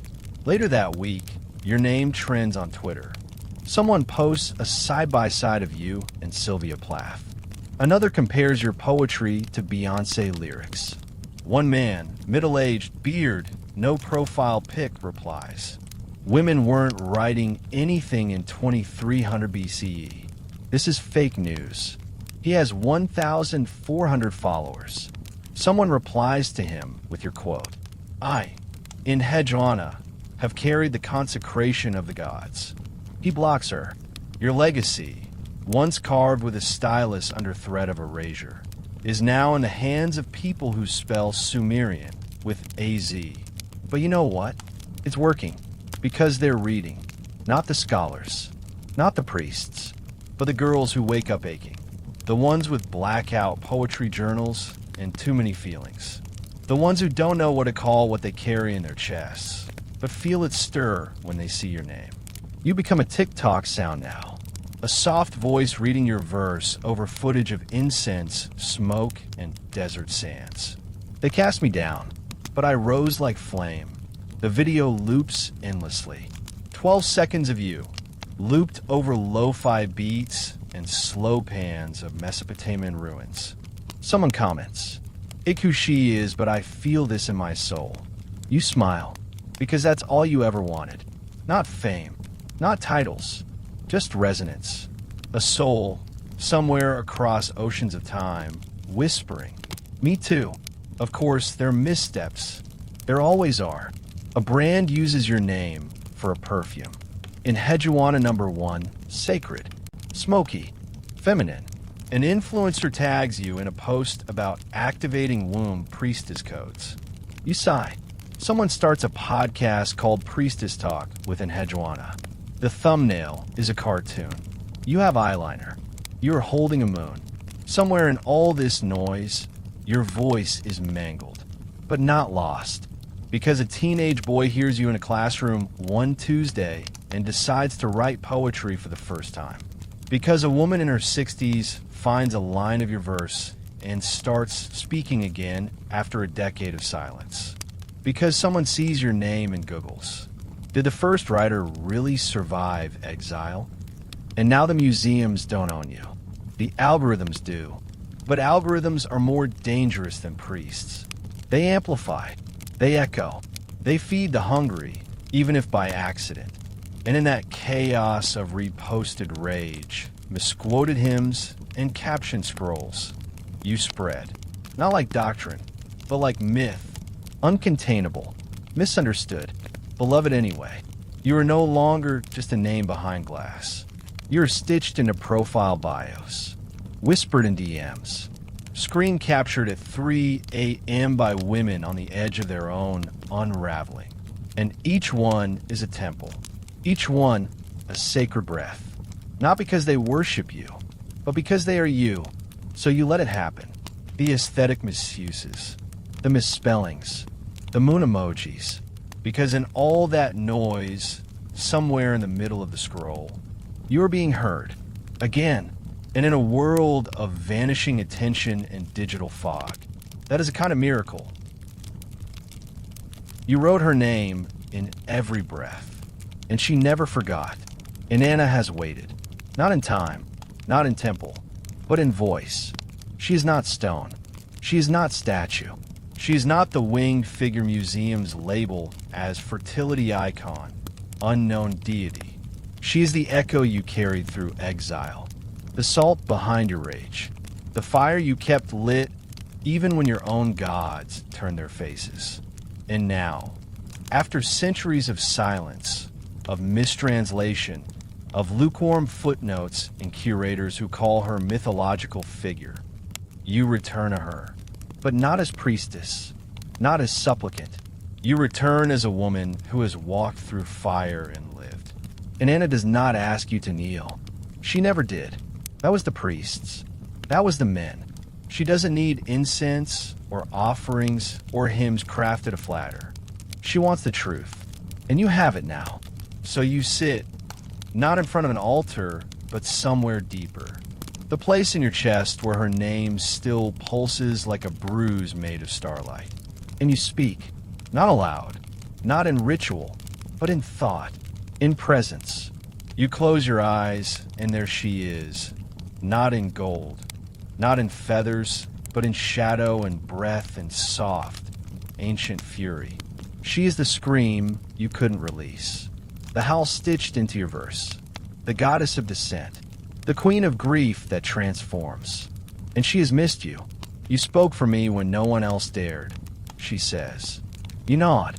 You don't need to tell her what it cost. She knows. She saw. She was there when they pulled the circlet from your head, when your own priest stepped aside and let power wear a man's voice. She was with you in the desert, in the dust, in the silence. And now, she is here, older perhaps, quieter, but still burning. They forgot you, she says. But I didn't. You feel tears, not a sadness, of recognition, because only she could understand what it means to be divine and woman and exiled all at once. Only she remembers what it means to descend, not once but again and again, until descent becomes identity. You tell her what they did to your name, the mistranslations, the soft erasures, the footnotes instead of stories, the long, academic silences filled with skepticism. She listens, not surprised. They always fear what bleeds and writes, she says. Then she lifts her hands, not to bless, but to return something. It isn't a crown. It isn't a title. It isn't the past. It's something far older. Your voice. The voice they tried to distort. The voice that was buried under clay and politics and centuries of forgetting. But you never truly lost it. And now, in the space between silence and myth, she hands it back. You breathe in, not the air of Sumer, not the scent of myrrh or oil, but the breath of every woman who ever found herself alone with rage, and still, somehow, created beauty from it. This is not just divine reunion. This is reclamation. You do not thank her. She does not demand it. She only says, "Speak again," and you will. Not in temples, not on altars, but in classrooms, podcasts, captions, whispers. In the shaky hands of a poet who doesn't know why she's crying at a museum display. In the stuttered breath of someone who finds your name in a book and feels something rise. You will speak through them now, because Enheduanna did not save you. You save yourself, and in doing so, save her too. The goddess smiles, not softly but wickedly. I always loved that about you, she says. And then she is gone, not vanished, just waiting again, not for worship, but for your next poem. There's always one line that slips through the fire. You didn't expect it to survive. You didn't even expect yourself to survive. When they tore the diadem from your hair and left you beneath the cracked belly of the stars, there was no promise, no prophecy, no divine whisper that said, "This too shall be remembered." There was just you, and one poem you didn't burn. It wasn't the best. It wasn't the most polished, the most sacred, the most beloved by scribes. It was the one you wrote in the hours after they unmade you. You were half-starved, half praying, half feral, covered in the dust of your own downfall, scratching lines into a sliver of clay, not meant for ritual, just release. And somehow it slipped through. Maybe a servant hid it under a cracked floor tile in the temple storehouse. Maybe a sympathetic novice tucked it in their robes. Maybe you, in a moment of defiance, shoved it into a crevice behind the statue of Enheduanna's lion and said, "Let the gods decide." However it happened, it did not burn. Fire took so much. Your name from ledgers, your voice from sanctuaries, your right to speak as more than myth. But did not take that poem, the one without incense, without offering, without structure, the one where you simply said, "I'm still here." It was enough, because centuries later, in a ruin half swallowed by wind, an archaeologist cracked open a sealed jar, expecting beads, and instead found you, not in full, not as priestess, nor as legend, but as a woman's voice etched hurriedly, messily, furiously into a tablet that wasn't meant to last. And still it did.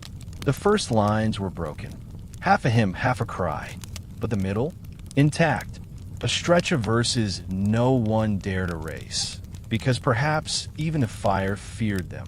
My hands were silenced, but my mouth learned to bleed words. I walked barefoot across forgetting, and each footprint turned to verse. The translator didn't know what to do with it. It didn't fit the rituals. It didn't match the usual structure. It wasn't addressed to any god. Just you, writing yourself back into the world. That poem, raw, unresolved, lopsided in meter, became the most cited text in discussions of your authorship. Scholars hated it. Too emotional, too chaotic, too female. But others knew better. They saw the wound under the words. They saw the fire-scorched survival. They felt the pulse of something untranslatable. A woman refusing to vanish. Universities printed it on bookmarks. Poets inked it into their forearms. Someone tattooed a line onto their ribs.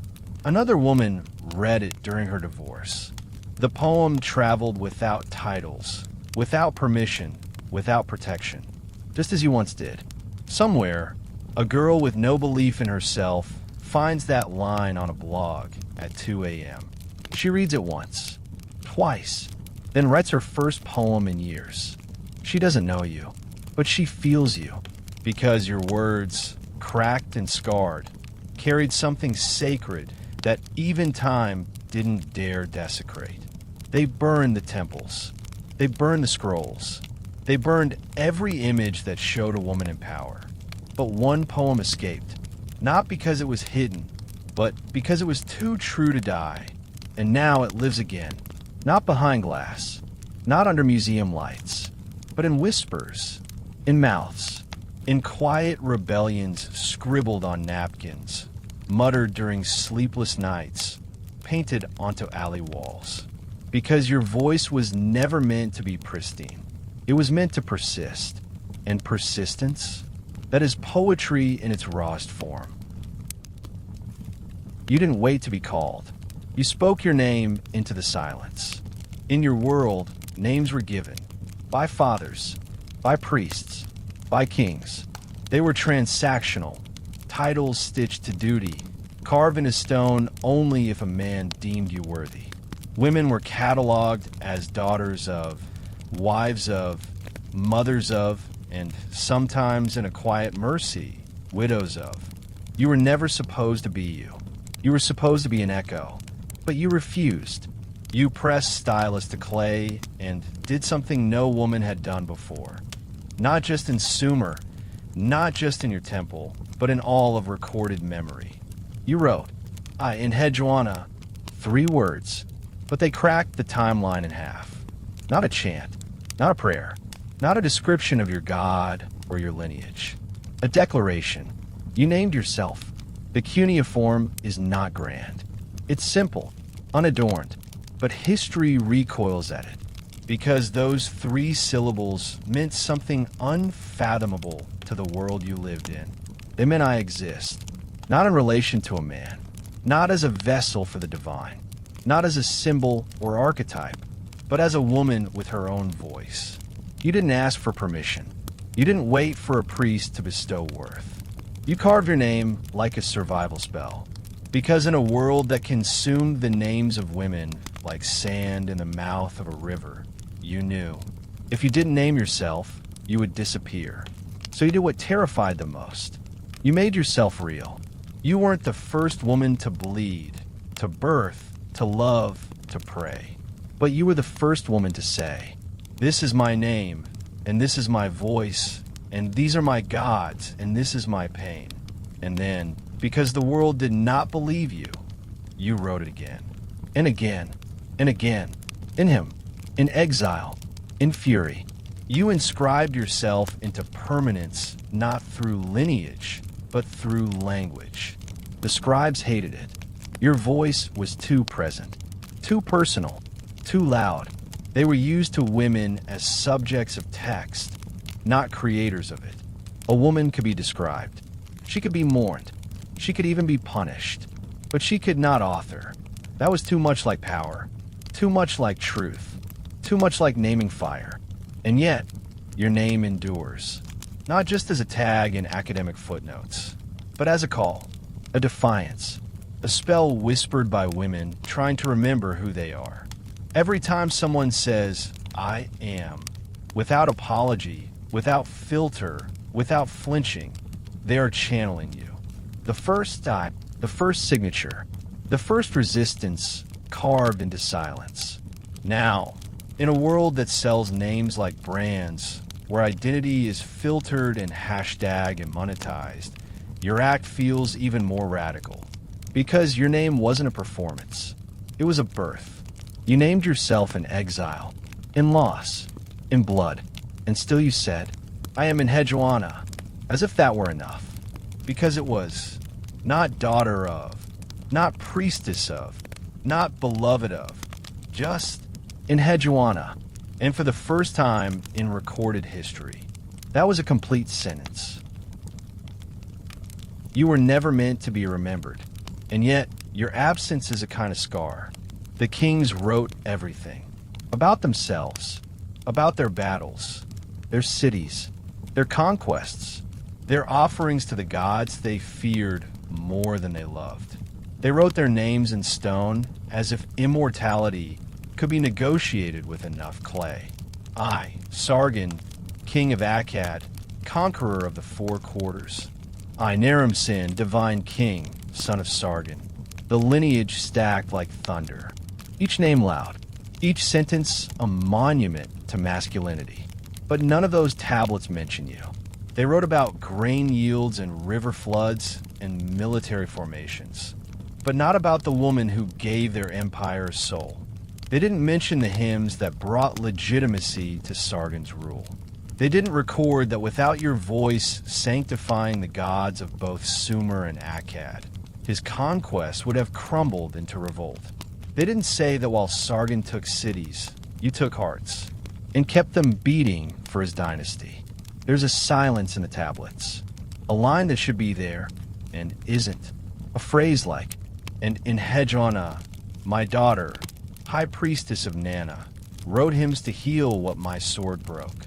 But it's not there, not because it wasn't true, but because it was too true, too dangerous, too inconvenient. History, especially history written by kings, has never known what to do with a woman who didn't die quietly. They wanted your voice to serve, not to survive.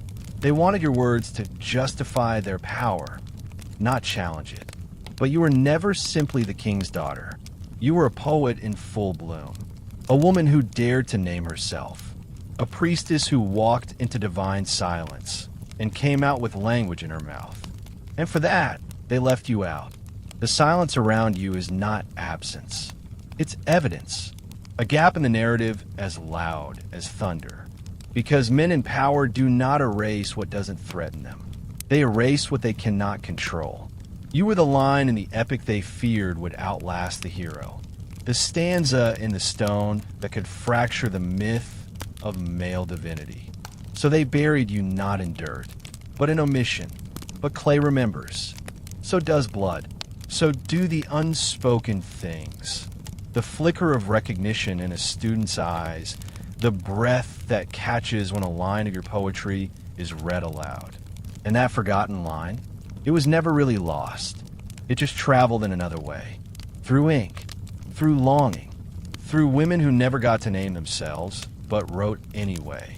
It lives in the margins, in the footnotes, in the pause between syllables. The place where you once stood, quietly boldly and alone. And now that line lives here, in a whisper from the past that says, she was there. She always was. You just refused to write her down. History pretends to be a monologue. It wears the voice of kings, marches in rows, speaks in declarations and treaties. It claims certainty, but beneath that polished surface, beneath the cracked tablets, the weathered chronicles, the marble busts of men who called themselves gods, there's another sound. Not loud, not linear, just persistent. An echo, soft at first, feminine, doubtful, but it grows. It started with a woman alone, kneeling before a tablet, her fingers covered in clay, her lips whispering a name no one had taught her to say out loud. Enheduanna, she didn't shout it. She didn't carve it into monument. She just said it enough times for the gods to take notice. And more importantly, for time to remember. That echo slipped past the kings. They never heard it. They were too busy erecting statues of themselves, building palaces from bones and barley. But the echo didn't need an empire. It needed breath. It needed you. Because you, yes, you listening in the dark, phone aglow like a sacred firelight. You are the continuation of that echo. Not by blood, not by destiny, but by resonance.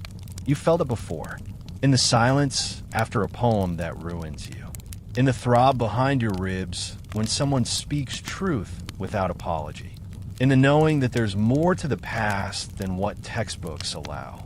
That women were there, not just as lovers or muses or casualties, but as authors of ritual, of memory, of meaning.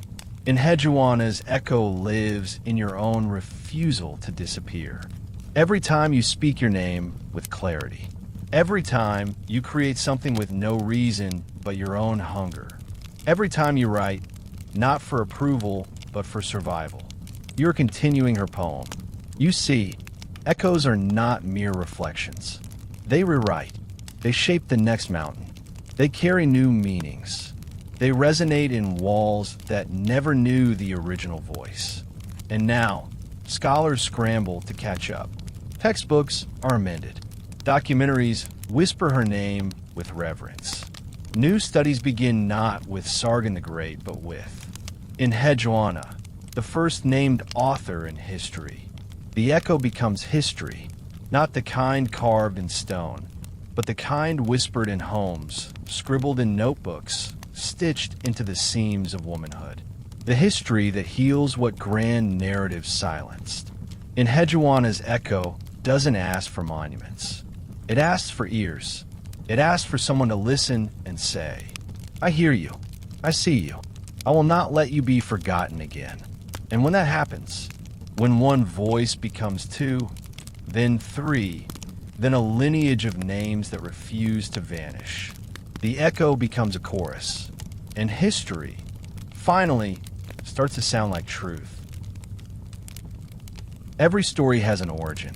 Yours began in exile and ended in the stars. There are shelves and shelves of books that never mention you. Encyclopedias that skip your name. Textbooks that reduce you to a single, dismissive line. Timelines that erase you with silence more brutal than any sword. You were not considered essential. You were a curiosity, a first woman boxed in trivia, filed under footnote, stored behind glass, displayed but never heard. And still, you lived, not in stone. Stone forgets. It erodes. It cracks. It carries only what men demand to hold. But you lived in something older, not in monuments, in memory, the deep kind, the feminine kind, the memory that hides in bones, in blood, in lullabies without author, the kind that does not ask permission to endure. Because what they never understood is this. You were not a chapter. You were the first line, the one that had to be carved for anything else to be written at all. The silence before you is not emptiness. It was the breath the world takes before it begins. And when you whispered, I am Enheduanna, That was Genesis. Not divine, not male, not made of thunder, but of mud and moonlight and a woman's breath held in her chest too long. You were a priestess, yes. A daughter, yes. But that is not the whole of you. You were writer. You were witness. You were the first to take the chaos of a woman's mind and wrap it into form. You bled structure. You turned pain into order. And when they took your temple, your title, your voice, you did not become smaller. You became story. That's what they could never erase. Not the tablets, not the prayers, but the feeling that somewhere long before we knew we needed it, a woman stood alone in a dark chamber and decided to speak. Not for kings, not for glory, but for herself. You were not the footnote in Enheduanna. You were the fire that made the text readable. You were the ghost in the ink, the shadow in the lines, the shape behind the story, quietly steering it forward while the men shouted above your silence. You were the ink we didn't know we were drinking. And now, your name returns not as academic citation, but as invocation. There are girls writing poetry on bathroom stalls with your breath in their lungs. There are women standing up in courtrooms, in boardrooms, in battlefields, with your hymn in their bones. There are voices rising now that sound eerily like yours. Not because they read you, but because they remember you. Somewhere deep, somewhere sacred. Because the story was never about the kings, never about the wars, never about the rise and fall of empires. It was about a woman who refused to die quietly. A woman who wrote her name into the darkness, and by doing so, lit the first torch. Sleep now in Enheduanna, not in exile, not forgotten, not reduced, but eternal, not in marble, in memory. And to you, listening now in the quiet of your room, eyes heavy, heart open, you're the next line. Write it well.